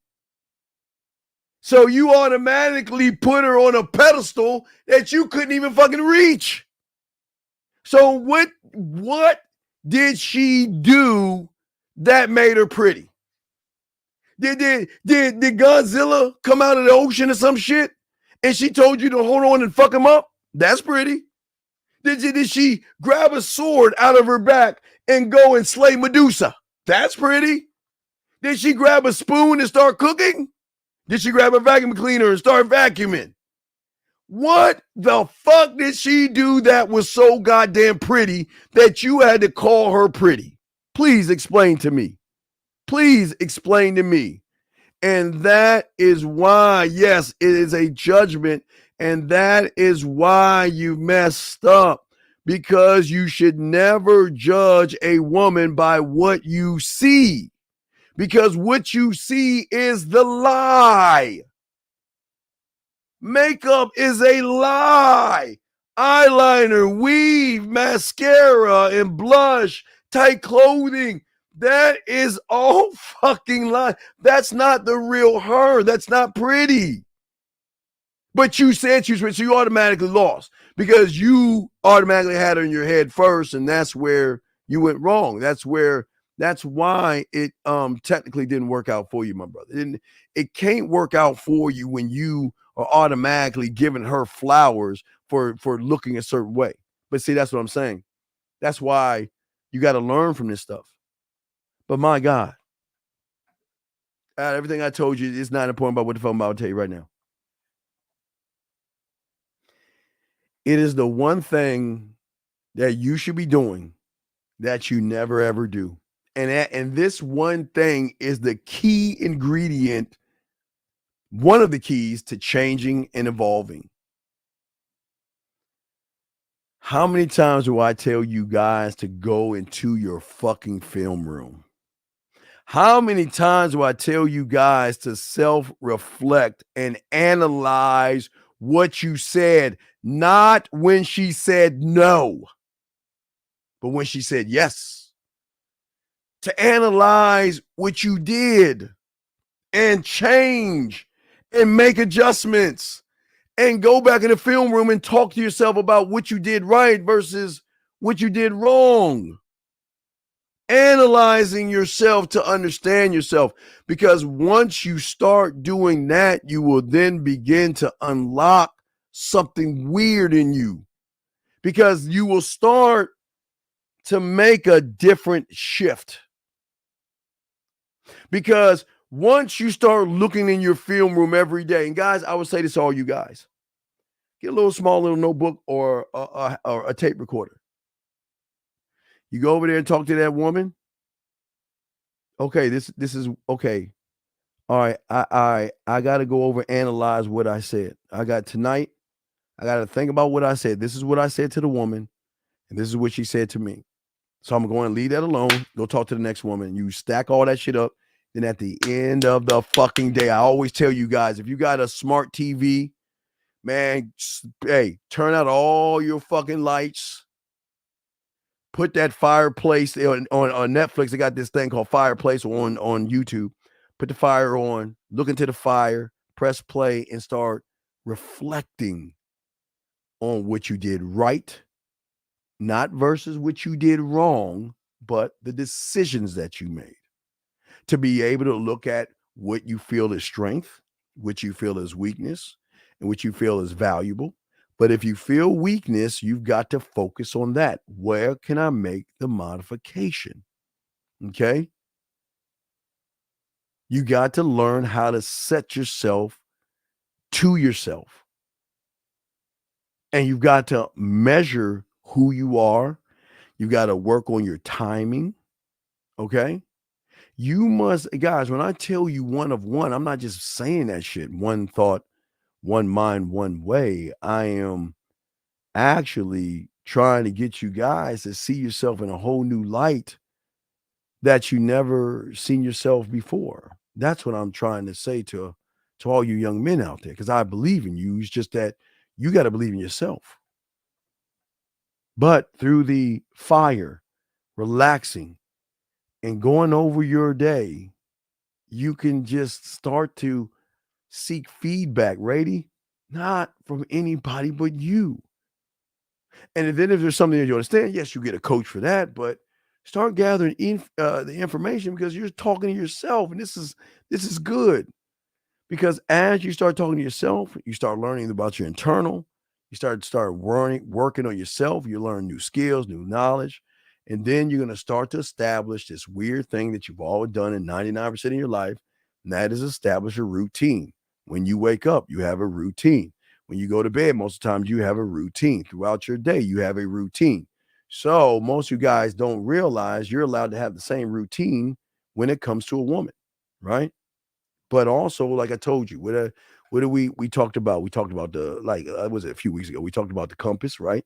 We talked about the compass, making sure that you're always going forward, making sure that your boat is always going forward. But also, what's important here is timing. You got to understand your timing. You remember, we talked about timing is everything. Timing is so important. And again, you can't get upset if the timing is off. Because I told you, guys, I know it sounds crazy, but it is this simple.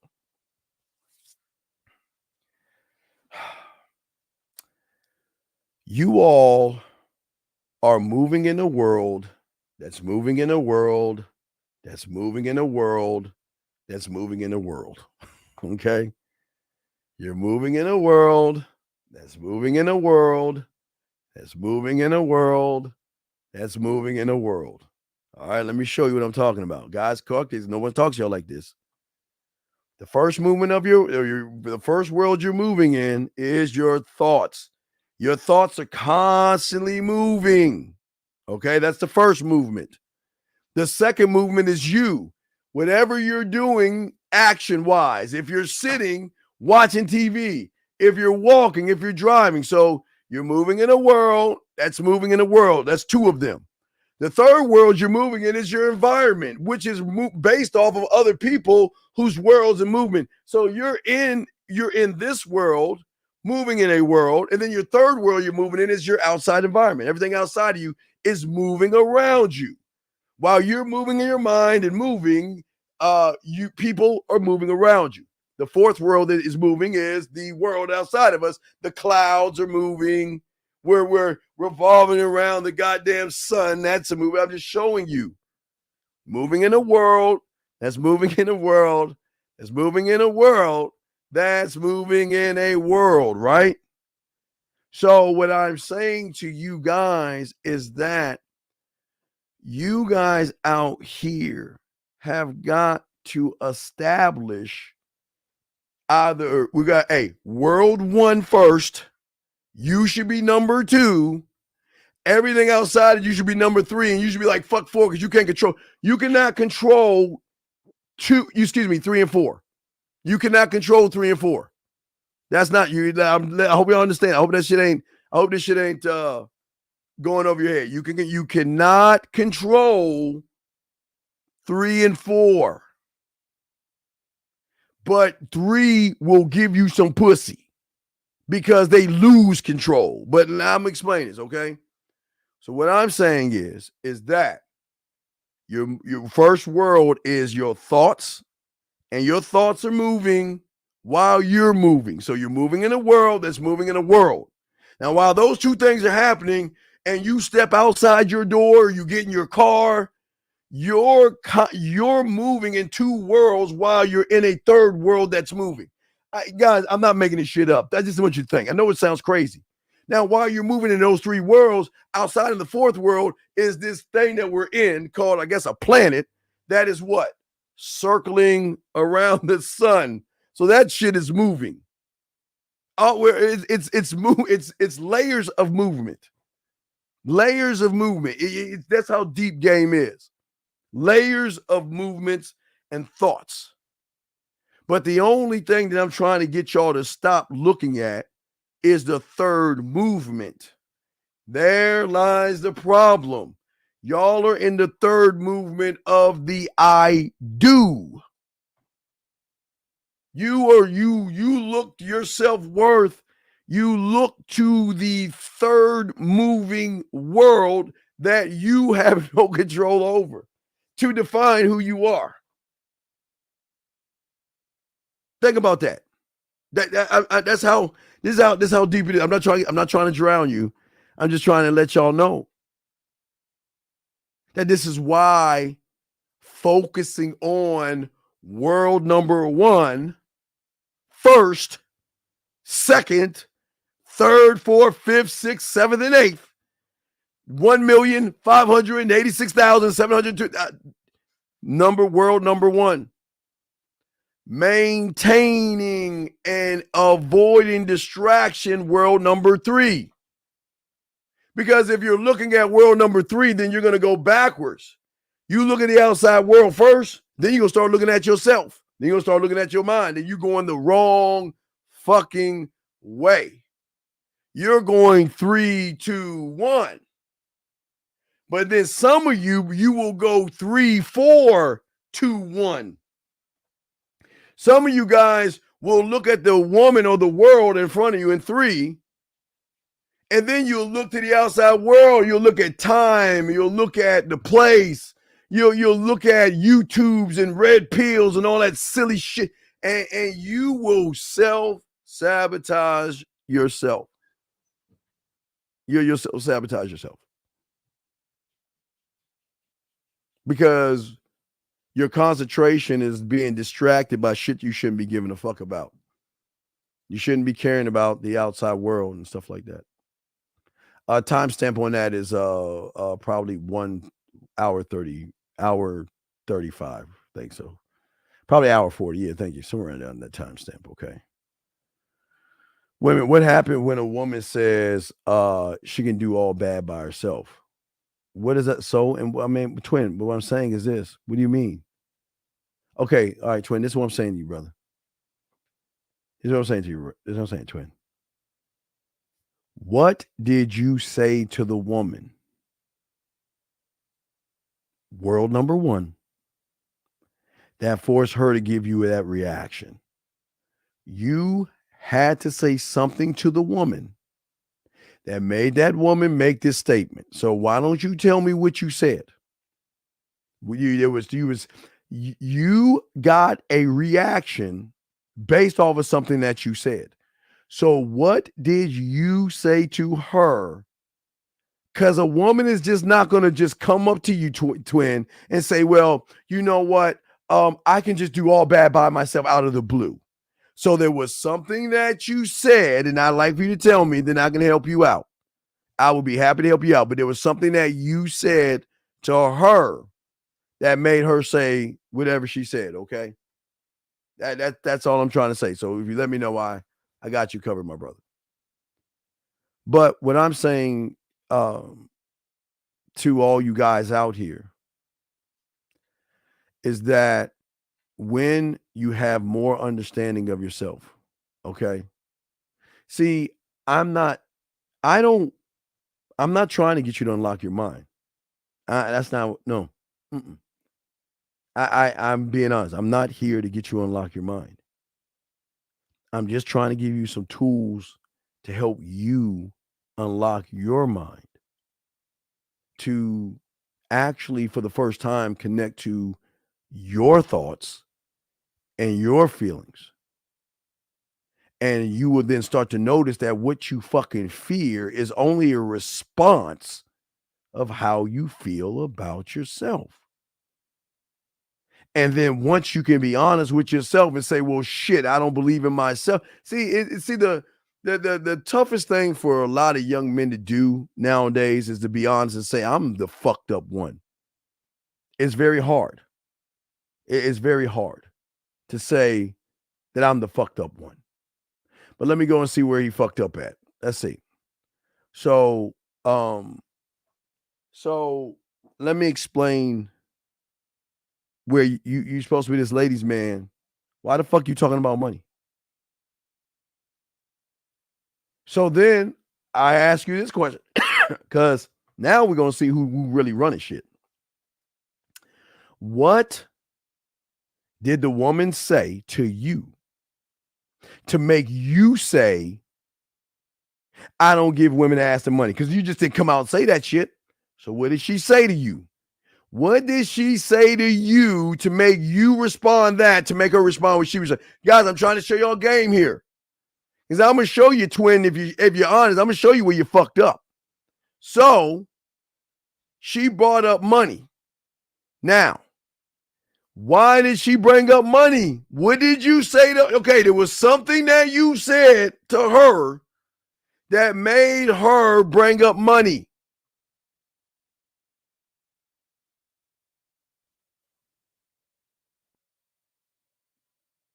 There was something. I'm just asking you. What did you say to her to make her bring up money? Because she's just not going to say, he got to give me money. I'm just showing you. I'm asking a question. What did you say? Because a woman is just not going to just all of a sudden say you got to give me money unless she smells bitch. So I'm going to give you out is you got a choice. Because if a woman smells that you ain't shit, she going to ask for the world because a weak motherfucker's going to give her what she wants. So I'm asking you, sir, what did you say? Because apparently there was something that you said or there was something you did to make her feel that you were so fucking weak, thirsty, and desperate that she can ask you for money. So why don't you let us know? What the fuck did you say? That's all I'm asking. What did you say? Because if you can, and I'm trying to show you how to unpack this. It's very simple. We can get to the core of this to show you that you fucked up. I know you fucked up. Ah, there we go. See. You see, I told you fucked up. Was I right? See, guys, I'm not magical. I knew you fucked up. Okay, let me explain something, twin, to you. There are women out there who are not hey baby, yo mama, and what's up women. And there are women out there who like instruction and leadership. And if you are too chicken shit to be a leader and say, let's go out, that's all you got to say. She ain't a let's go out kind of woman. She sounds like a woman that needs structure from a man. All you saying is let's go out. Go out and do what? Catch a buffalo? Go out and look for a fucking what? The flux capacitor? Go out and do what, twin? Let's go out and do what? And that shows that you don't even have any structure. Let's go out. What are we going out to do? Dig a hole? Swim in a crocodile river? What the fuck? Let's go out and do what? Go to the museum for what? You just said, no. You said, let's go out. You didn't tell it to the museum. You said, let's go out. Why would she go to the museum with somebody that says, let's go out?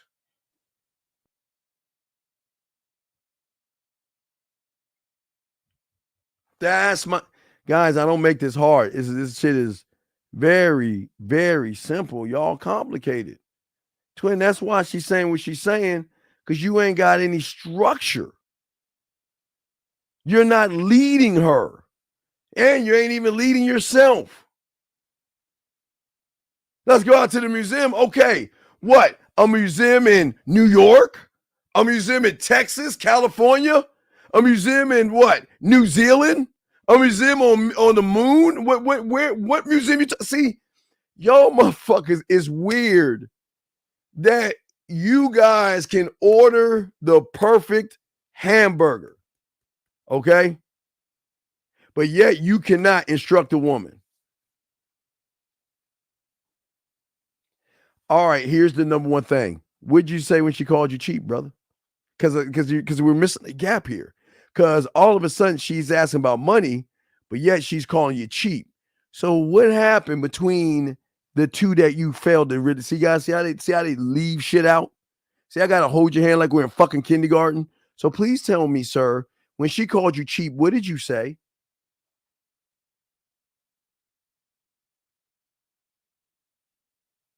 When she called you cheap, what did you say?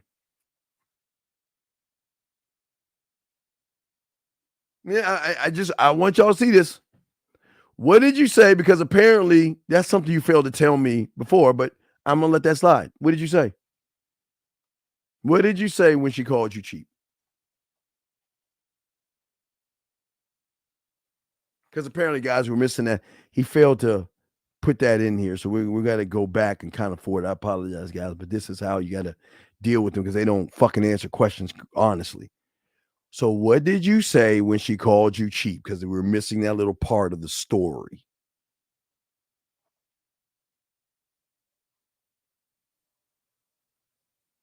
Because apparently, between her calling you cheap, I'm just trying to figure out how she started asking for money. Something I see. I said, paying attention. She calls him cheap. We need to see what did you say? Okay. No. Because you couldn't say I'm not your sucker. Because there was something that you didn't tell us that she's asking for money. Didn't you say that she asked for some money when we went backwards, guys? Let me go back. Didn't he say that she asked for money as we were peeling? Yeah. So wait, she called you cheap. You said something, then she brought up money. So you remember, guys, I pay attention. So what are we missing here? Because there's a woman just doesn't call you cheap, and then all of a sudden brings up money. We're missing a piece. See that, guys? Motherfuckers just don't tell the truth anymore. What happened? She called you cheap, but then she started asking for shit. So what are we missing? Come on. You nigga ain't gonna do that because they ain't about that game, dog. That's what I'm saying, man. He's the problem. But that's the issue and the problem. He's the problem, man.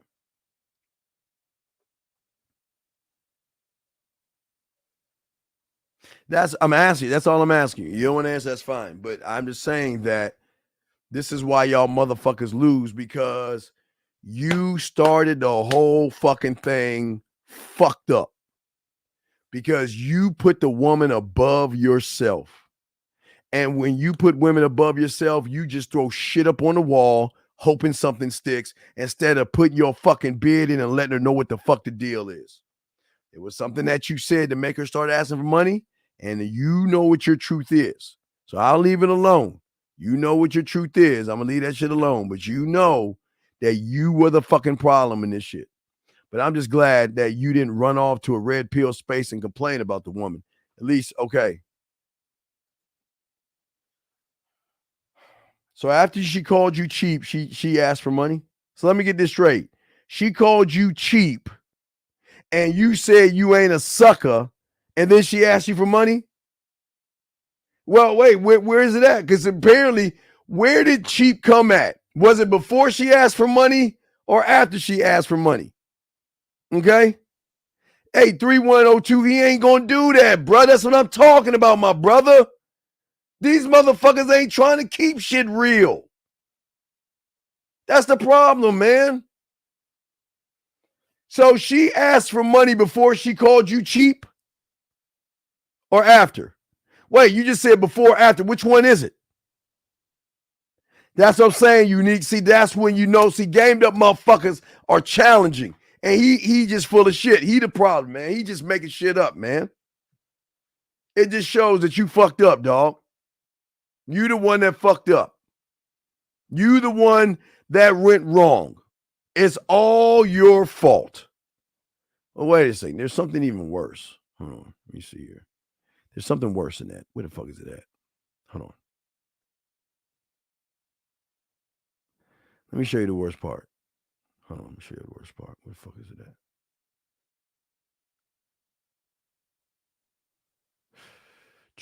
Hold on, let me find that shit.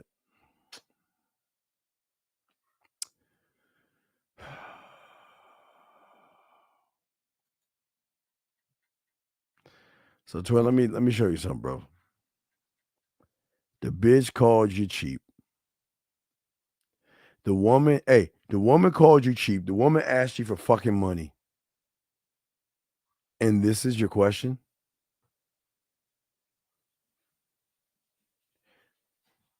This is your question? She called you cheap and she asked you for money. And your question is you want to know what she means when she can say do bad all by herself? Guys, I can't make this up. I just want to show y'all. I can't make this up.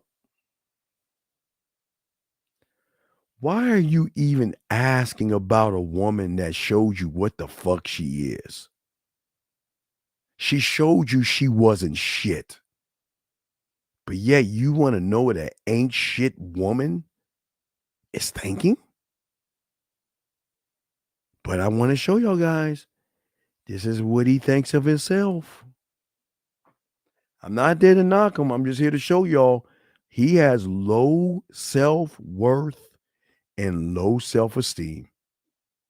He's just like the feminine woman. And you can't tell him because I just showed you can't fight that shit. I just went backwards and I only asked simple questions, guys.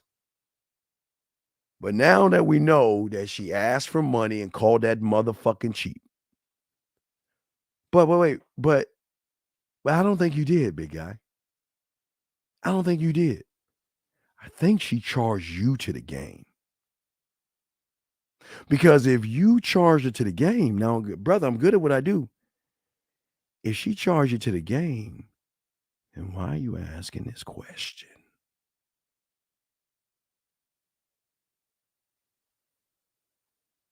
Why are you asking this question? If you charged her, why are you asking me a question about a woman who you charged? So that means she charged you and you have her in your fucking head because she dumped your ass. Why lie? I'm saying, what I can't help you if you lie. Because even it's a double-edged sword. You get to choose a side. You can say I charged her, but yet you're still fucking thirsty and weak. Or you can say she charged me and you still fucking, come on. No, come on. No, look at that. No, don't give me that rhetorical shit. No, look, this just, no, man, come on, man. That's what I'm saying, that's what I'm saying, 3102. How the fuck you gonna let her go and you asking questions about her? Man, don't lie. She dumped you. She said, get your weak ass out of my face. Come on, man. Y'all got to be better than this. Come on, guys. Any more questions? We're gonna wrap things up. With y'all questions, any y'all questions y'all got and stuff like that, please ask, man. But like I said before, gentlemen, the beginning to start the process of understanding is being honest with yourself. You can't win by lying to yourself, okay? Angel, how can I let go of situations like this? What do you mean? What do you mean?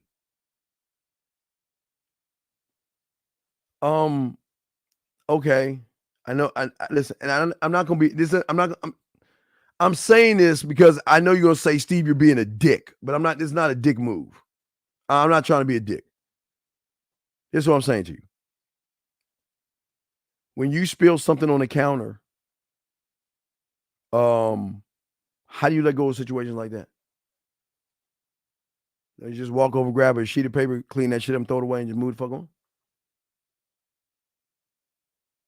Unless you worship the woman more than you worship yourself, Angel.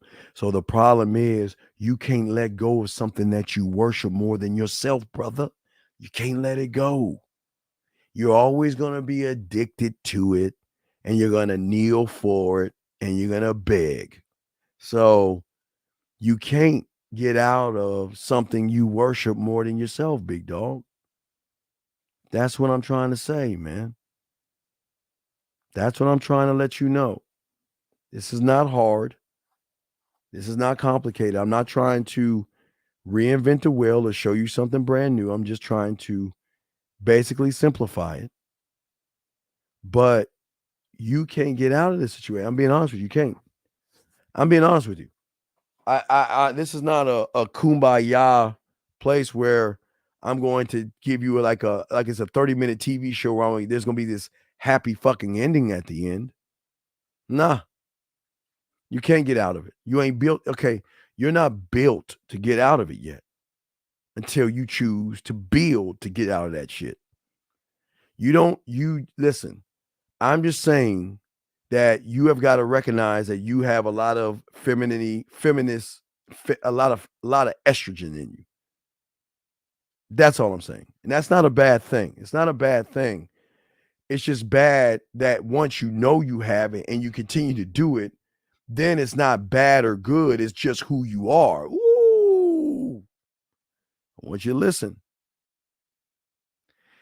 If you know you worship women and you don't want to worship women, but you still worship women, then that's just who the fuck you are. And what I would say, because I'm not a dick here, it's going to sound like a dick, you just got to accept you'll never be a fucking man.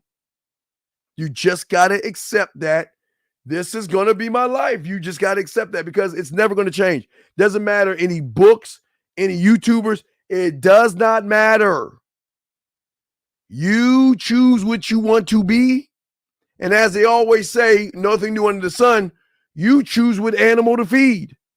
So if you know you worship women and you don't want to learn and be a student of the game, this is what you are. Hey, man, hey, listen. Angel, I say this, look, I have to unfortunately accept that I'm a ladies' man. I'm a whore, a slut, an asshole, smooth, romantic, smooth, sensual, sexual, romantic, kinky, dirty, naughty, nasty, freaky, laws, rules, codes. I got it. Hey, Angel is hard. I got to accept. I can't change it because it's Angel. Whatever we accept, we are. I got to accept that that's what I am. I ain't shit, but I am the shit to me. Angel, just like you, I got to accept it. And whatever I accept, I can never go back. I can't change it. That's who I am. I can never be anything else but what the fuck I just said, Angel, because I have to accept what I am. And there's nobody else that's going to change what the fuck I am because that's what is woven in me. So what I'm saying to you is that if you know you worship women and you're the same motherfucker, Angel, and you just got to accept that you ain't built to be a student of the game. That's all, man. It's guys, I don't complicate this shit. I don't complicate this shit, man. I'm serious. I don't complicate this. This is just simple. But Angel, I tell you the problem. See, now again, free will, Angel. Remember, free will. You can choose to change when you're ready to change.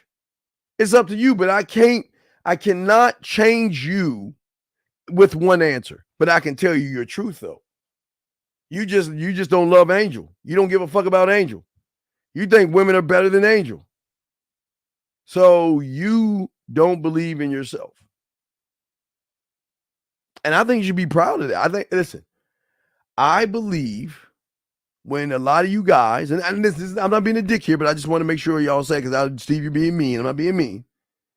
Just accept that you're food. Just accept you're feminine. Accept that people are going to walk all over you. Accept that this is your role in life. I keep telling y'all, man, everybody can't be a man. And I'm not even being a dick here. I'm being honest with you. Everybody can't be a man. Being a man is a fucking choice, man. It ain't no birthright. You gotta choose to be and live a certain way. You can't just wake up and say, because I got a pair, that I'm a man. No, it don't make you no motherfucking man.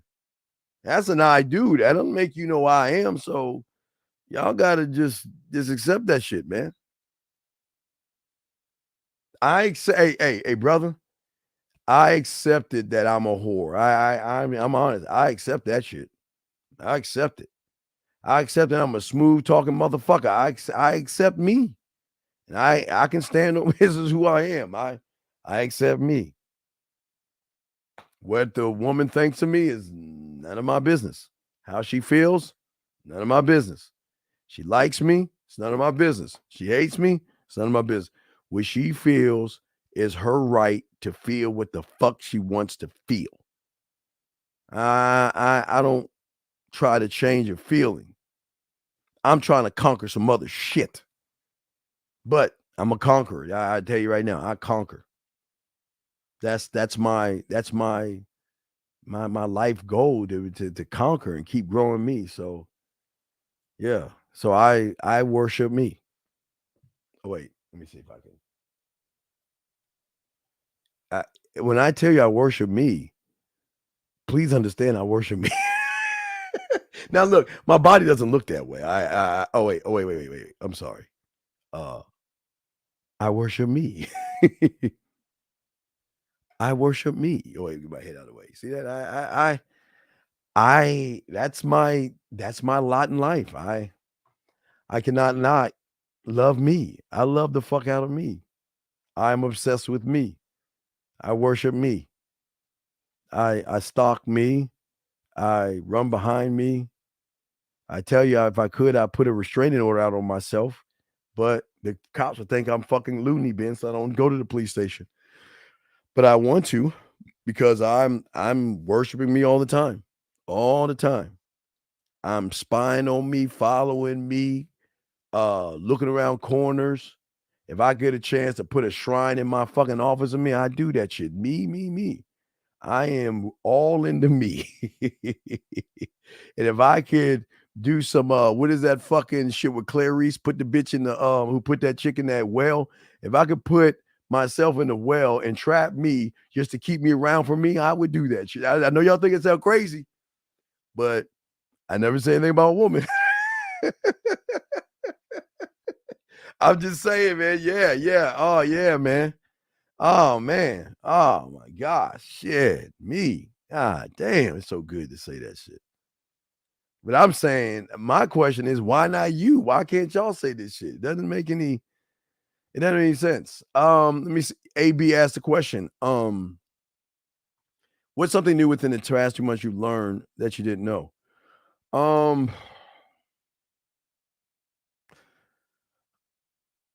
that's hard because I'm constantly learning. I don't know. I learned a lot of okay. I would love to answer, but my answer won't connect to you. Remember, I told you got a world of a world of a world of a world. My world will not connect to what I know because there's some things that you know that's just gonna be so depressing to you that you don't even need to hear. Some of y'all guys don't want to accept. Man, when you finally see what you fucking see, you okay. Even in the Matrix, they kind of gave you a sample.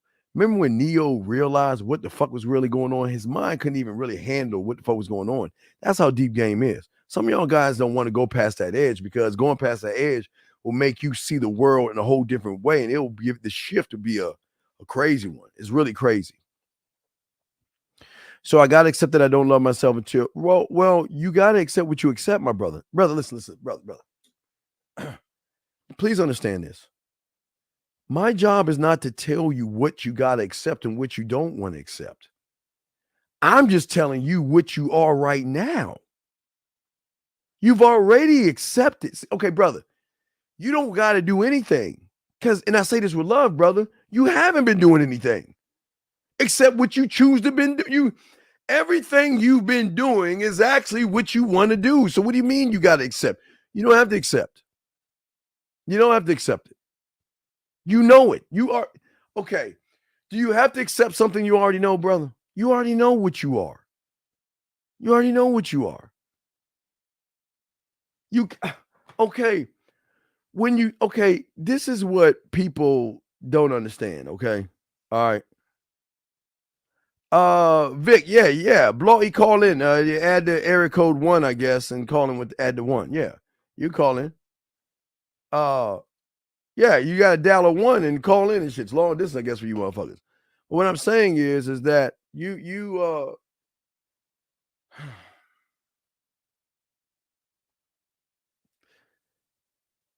say until I'm going to show you where guys go wrong.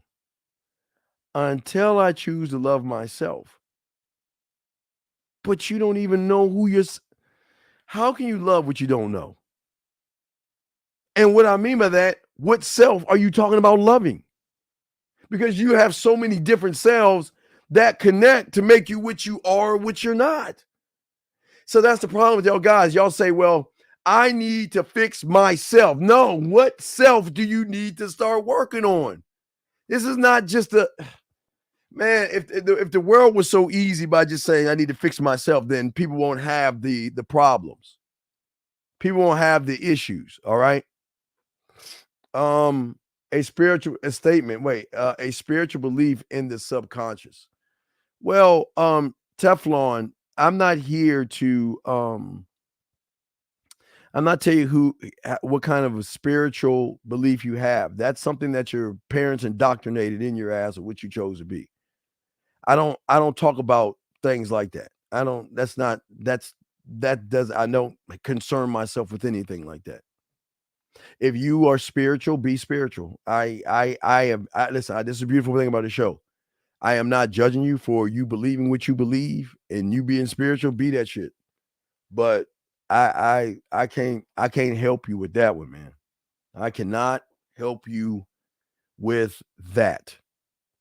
Because damn it, hold on a second. Let me what's going on, brother? What's up? What's up, Steve? This is Vic from the chat. What's good, Vic? I'm 20. Yeah, what's up? So I just wanted to ask you about like a little situation, and I'll go briefly through it. Okay. I won't go too much into it. But wait, in between that, I might ask you a question. So take your time. Yeah, that's totally take fine. time. So what's the situation? So I met a girl through a friend, and we kind of just met around her room on campus, and then we eventually go back to her room, and everything was fine. And we started to meet like 3 and 4 times a week. Wait a second. Wait. You met in the room? Did you fuck in the room or hang out? What'd you do in the room? Yeah. Oh, well, okay. From the first day. So you fucked on the first day. Okay. So all right. So then what? Yeah. So I won't say it got serious, but we were seeing each other quite a lot. And then we take like semester breaks. She went back to Dubai, and then I went back to my city. Okay. And I think during that time something happened. I'm not sure. What do you mean? We wasn't together. Right. What do you mean? What happened? So we wasn't together, and she mentioned a relationship, and I said I'm not like thinking about it. I'm more focused on my studies. And then she went back home. I think something happened with the guy, but I wasn't sure. Wait a second. Wait. Tell me. Let me ask you a question. Yeah. When did you tell her we just fucking? When did you tell her we're not in a relationship and nor will we be one? When did you have that conversation with her? Around like fourth or fifth time we met. Like, why did you have that the number one? Why did you have it the first time after you started fucking?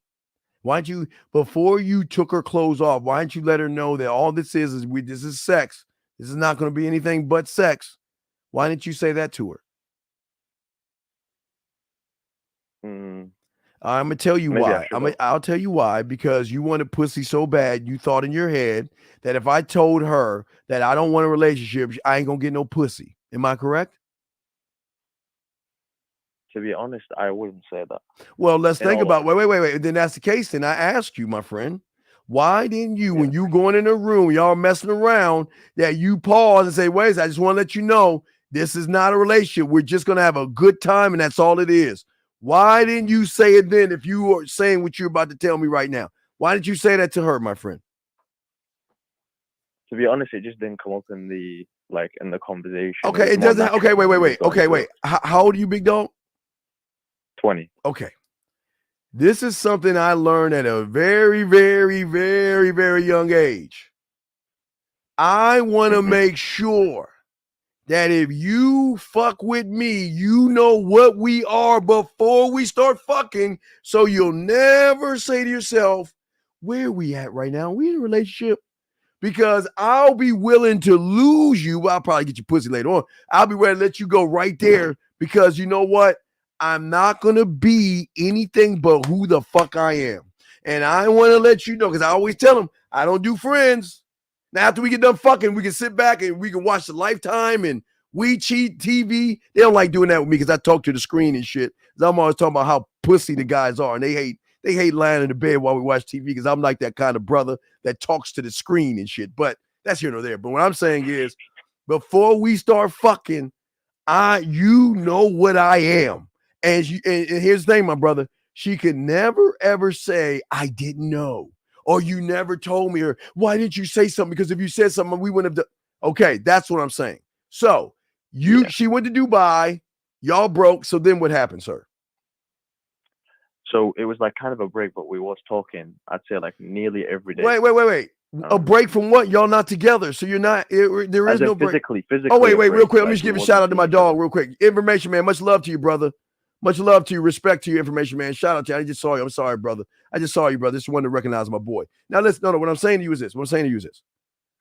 Okay, y'all went on a break. She went to Dubai. What's the problem? Physically on a break, but we were still talking. Like, why? Because we was, at the time, it was just kind of a friendship type thing. Wait. But it wasn't nothing serious, and I made it clear. Wait. What is a female friend? What the fuck is that? Someone I was just chilling with. Why? I just was like during the night. I just calling and then just go. Chill. Wait. You were calling because you were in. Okay, something's not right here. You sound like you were in love or some shit.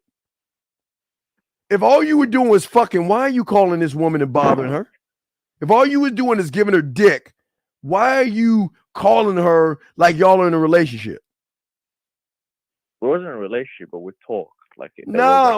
Okay, all right. Let me tell you how it used to be when I was like 15 years old and I messed with an older chick. I get with her, talk that shit, we fuck, and she go poof. So I'm asking you, why didn't you go poof? Like I know you're in UK, like Harry Potter. Hey, my name is Harry Potter, and go poof. Why didn't you go poof? Okay. Can I tell you the second part? Because I did eventually do that. Oh, well, please go ahead. So after that happened, that month thing that I just told you about, I asked a question once, and then she kind of just like, I don't want to talk about it and started Ask her crying. what? So wait, whoa! You can't run over there. Ask her what? What questions did you ask her? I don't know. She mentioned something because she kept saying she was going to pies and stuff, and I was like, "Is everything all right?" And then one time she sent me a photo at the time with one of her friends, and there was a few guys, and she kept talking about like, I don't know, she always talks basically, and she kept mentioning guys. So I was like, why do you care? Of asked, your friend. Remember, your friends. So I get you. Listen, it's my fault. I get you. Like, end of the day, I shouldn't have asked, and it's none of my business. I'm listening. Go ahead. Yeah. So after that, she kind of broke down, and then in my head, I was like, okay, cool. Like, if you want to go fuck with other guys, that's cool. But for me, I normally, when I talk to guys, I'd rather me be the focus. Wait. Time out. Time the fuck out. Time out. Yeah. How the fuck can you be the focus and all y'all doing is fucking? I just like it that way. No. How? Wait. If you had good dick game, you would be the focus. So you know your fuck game was weak as fuck. So how the fuck do you expect to be stopped? How can you be the focus if number one, you can't fuck, and number two, you just fucking and y'all ain't supposed to be friends and shit? How can you want to be the focus when y'all ain't in a relationship? Okay. I mean, the fuck thing is your opinion. I don't know. No. Wait. Tell me. Bro. Let me tell you something. When you can fuck, let me help you out. When you can fuck and she goes to Dubai, her you go to Dubai, she give you some more pussy. While she's on the train in Dubai, she'll take a titty picture on the train, say, I miss you. I miss the dick. I miss your balls. When can I fuck you? When I get home, when I get to Dubai and all this stuff, when I get settled in, I want to play my pussy on you live on the air. I want you to see me rubbing my pussy. Did she say any of these things to you? Yeah. You lying motherfucker. I'm about to hang the fucking phone up. You know she ain't say that shit to you, motherfucker. You can hang it. I'm not lying. All right, then wait. Then call. Hey, no, that's cool. Call her right now and say, send me a pussy picture. Call her right now, because if you say no, I'm hanging up on you. It's not like wasting my time. You said she said that shit, so I'm gonna challenge you on that. 3:14, Call her right now. 3:14. No, she's what? It's 3:14. I don't give a fuck what time it is. You call her right now and tell her I want to see you send me a pussy picture. Or leave her a message or thing. Send you call her right now, and when you say you read you by digit number, whatever the fuck they say, and you hear the beep, say send me a pussy picture when you wake up. Do it right now. I'm hanging the phone up because I hate fucking liars. So you gonna do it or not? Send that message right now while we're on live on air, and I'll be quiet. Click over, send her a message, send me a pussy picture when you wake up. Respect. I just don't do that. All right, goodbye. Anyway, like I say, man, I'm back. Sorry, guys. All right. You know one thing I hate is liars, dog. I hate fake ass motherfuckers, dog. I hate liars, man. I hate fucking liars. This motherfucker's pussy whip.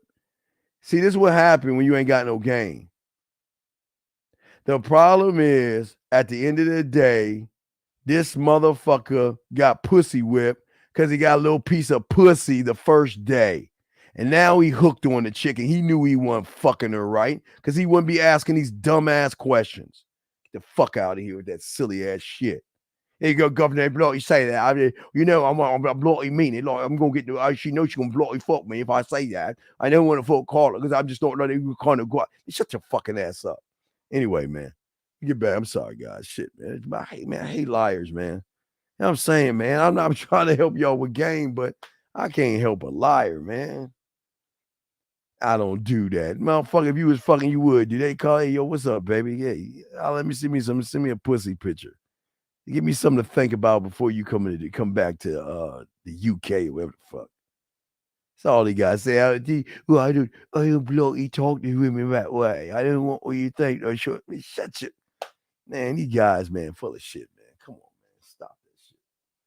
Anyway, we got a few more minutes. Last round of questions before we wrap this up, brothers. Last round of questions. Last round of questions, and we'll wrap this up. But like I said before, we want to make sure that we give y'all every option to be better men, to see the game differently. Thank you, Boxing, for the super chat. But that's all I'm saying to y'all guys, man. Don't lie on your dicks, and don't make the woman out to be something more than she's not. That motherfucker is hooked on some pussy. He got a piece of pussy, and he hooked on a pussy. That's all. Yeah, that's all. All he had to do is say, "Yeah, I'm pussy whipped. I'm pussy whipped." Then we probably could do a mannerism. The power of man compels. You know, I'd do that live on air. We're gonna have to start doing that for y'all guys that need mannerism. We'll let y'all call in and tell us your problem, and then we will do a mannerism live on the air where I try to relieve you of your feminine energy. And we'll start to do that shit. Okay. So let's see. Anyway, let's go with T. Scotty says, can I finish explaining what? I'm sorry, Teflon. What was I explaining? I don't remember. What was I explaining? Thank you, 130 likes. What was I explaining? I forgot what I was explaining, though. No. We're gonna do that, man. If y'all wanna, I'll work on that shit. If y'all want a mannerism, y'all call in, and just let me know. And you just we'll give you the thing. You just call in and say, Steve, I need a mannerism. I did something that I shouldn't have done, and I said some shit to a woman, and I need to get rid of this estrogen in me, and I'll get it all together.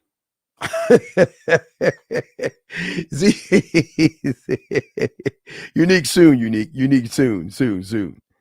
No, I'm just saying, there's nothing else to talk about, brother. Be what you want to be. I'm not, listen. I'm not here to, hold on a second. What the fuck is this? Teflon, I can't help you with that. Yes, sir. 862. How can I help you, sir? Oh, Steve, how you doing? I was just in a recent scenario, so I wanted to know your thoughts about it. Sure. What's going on, sir? So anyway, I was chilling with some of the people that I know and things like that, and this person was like, "Oh, well, where are you from? Blase, blase." Wait. Who is the person? Is it a woman or a guy? Who asked you where you're from? This random dude. I never met him before. Okay, asked you where you're from. Okay.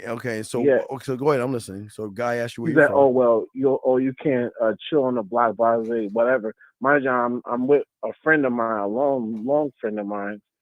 So, and I tell him, this is my response to him. I'm like, hey, look, bro, I'm not on any of that, man. I'm just relaxing and chilling with my friend because like he's trying to come at me like he's my probation officer or whatever. Oh, okay. So you know. All right, brother. One thing I don't want to do, I don't want you to lose your life over some silly shit. And I'm not joking. I don't. This sounds like a confrontation that could be avoided. Were you out of did you go to a bar or something and someone just started talking to you that way? No, it's a liquor store directly across the street from where I live. Okay, well, my brother. Okay, like I was just going to a liquor store. I see my uncle, so we're talking. No, it was cool. The whole vibe was great and chill. No. What I'm saying is this. What I'm saying is this. Okay, the thing is for you, is that I don't want anything bad to happen because people are on edge right now.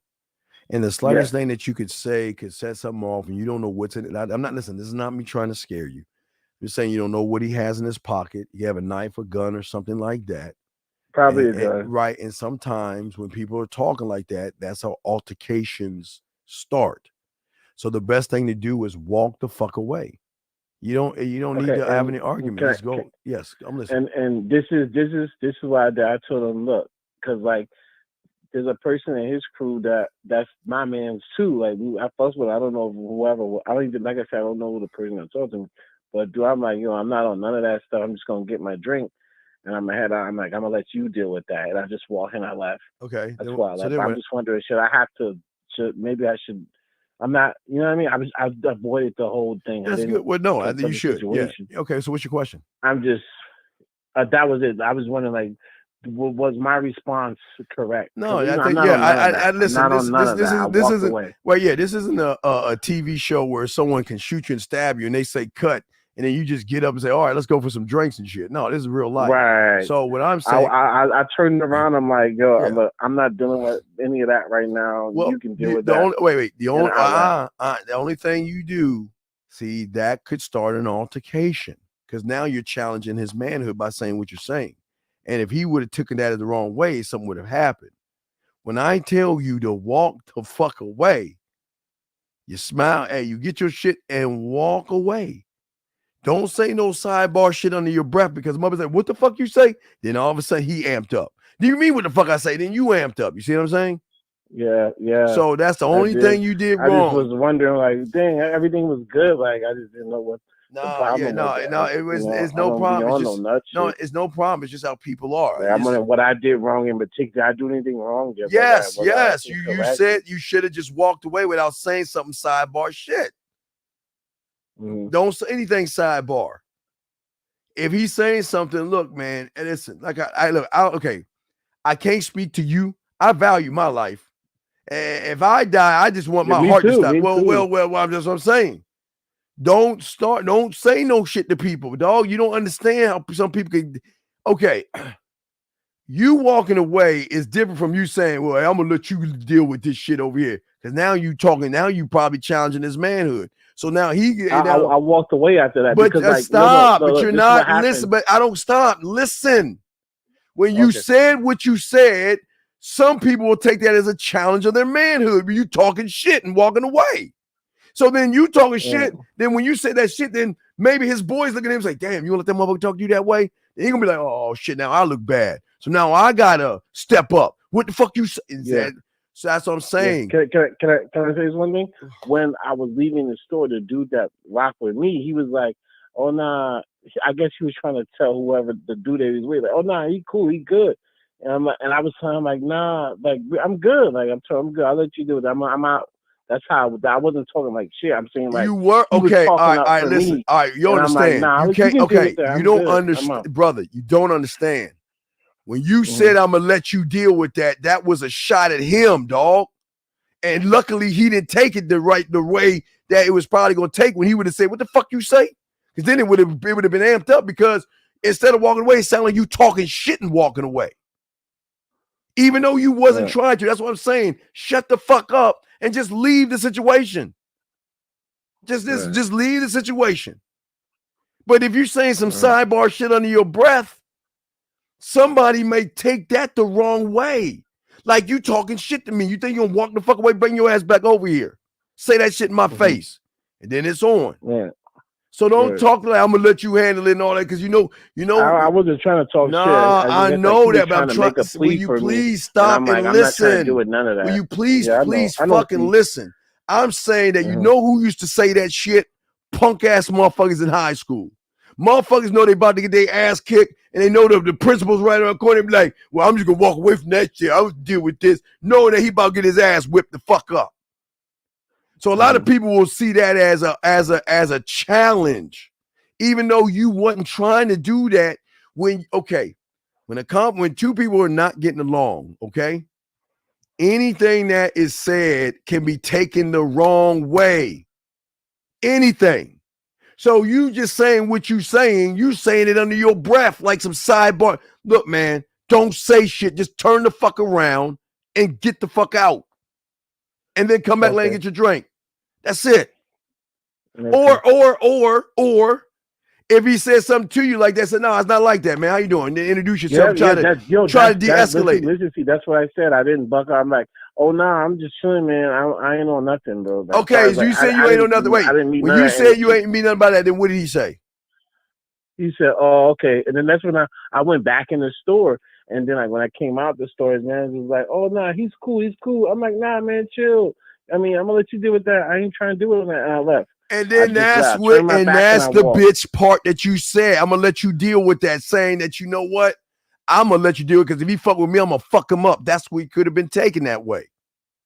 Okay. All right. So you can't, dog. What I'm saying, if he did, I would, because I didn't encourage no situation. All right, brother. But I live here. I'm not gonna, brother. I didn't do nothing wrong. I'm a respectful person to everybody. Look, can you please shut the fuck up? Are you asking? Please shut the fuck up. Can you please shut the fuck up? You just asked me a question. I'm trying to tell your fucking ass you did do something wrong. What the fuck you mean you didn't do anything wrong? You did do something wrong. It's just you're lucky that motherfucker didn't take it the wrong way, because he would have fucked you up. That's what I'm saying. Don't say no sweet shit under your breath. I'm gonna let you handle all this shit like you Big Dick McGriff, because a motherfucker would take that the wrong way. Okay. I'm gonna let you handle that. And hey, let me explain what happened. When I tell you, when I was in junior high school, right? I was in junior high school. This dude was messing with my sister, right? An older guy was messing with my sister. And I said, you know what I said? I said the same. I said, you know what? I'm going to get the fuck out of here, because I know he ain't trying to fuck with me. He said, what you say? And I whipped his fucking ass. That's how it worked. You can't say no sly shit and don't expect retribution back sometimes. Because a motherfucker be like, well, wait, hold on. Now he's challenging my manhood. Look what and then everybody look at him. See, when you say what you said, and if his boys were around him, they look at him. They'll look at him. And he'll be like, well, damn, I can't let this guy look like he punked me, even though you didn't say anything to punk him. But he might take it the wrong way. Right. Oh, shit. Okay. Is there any other questions? Yeah, okay. Yeah, no, that was it, Steve. I'm just doing my best to try and live a good life. That's it. I'm not okay. I'm glad you are. I'm just saying. I'll just be even more careful. That's all I'm saying. Stuff. Just watch what the fuck you I'm not say. Trying to be, I don't got no inflated ego or nothing. I'm just trying to don't live my say life. That's anything. Then just shut your fucking mouth and walk away. That's it. Okay. That's it. Because anything you can say can set off the wrong person, because they might take what you're saying as a threat or a challenge. Okay? You're right, Steve. Yes, all right. sir. Well, you have a good night, sir. It's all love, man. You too, all right. sir. Peace, man. All right. All right, gentlemen. Always remember the graveyard. Always remember everybody in there thought they had one thing in common and that is they thought they had tomorrow coming to them. Gentlemen, what is very important here, and we're going to keep attacking this stuff, is we've got to get you guys to start looking at your self-worth. The more you start looking at your self-worth, the more understanding you have of yourself, the better you're going to be able to move as a man. But it's called self-worth. What is your value to you? But I just want to say, if women are above you, you have no value. If you place things above yourself, you have no value, okay? Oh shit. I'm sorry. Hold on. All right, I had to put that in there. Yeah. So, yeah, but we got y'all covered, man. Appreciate all you guys. Always remember the graveyard. Always remember everybody in there that they had tomorrow coming to them. They have every day like it is your last, gentlemen. Not to say it is going to be your last, but man, y'all got to start working on yourselves. Always remember we're in the second month, 19th day of the year, and y'all are still the same, still the problem, okay?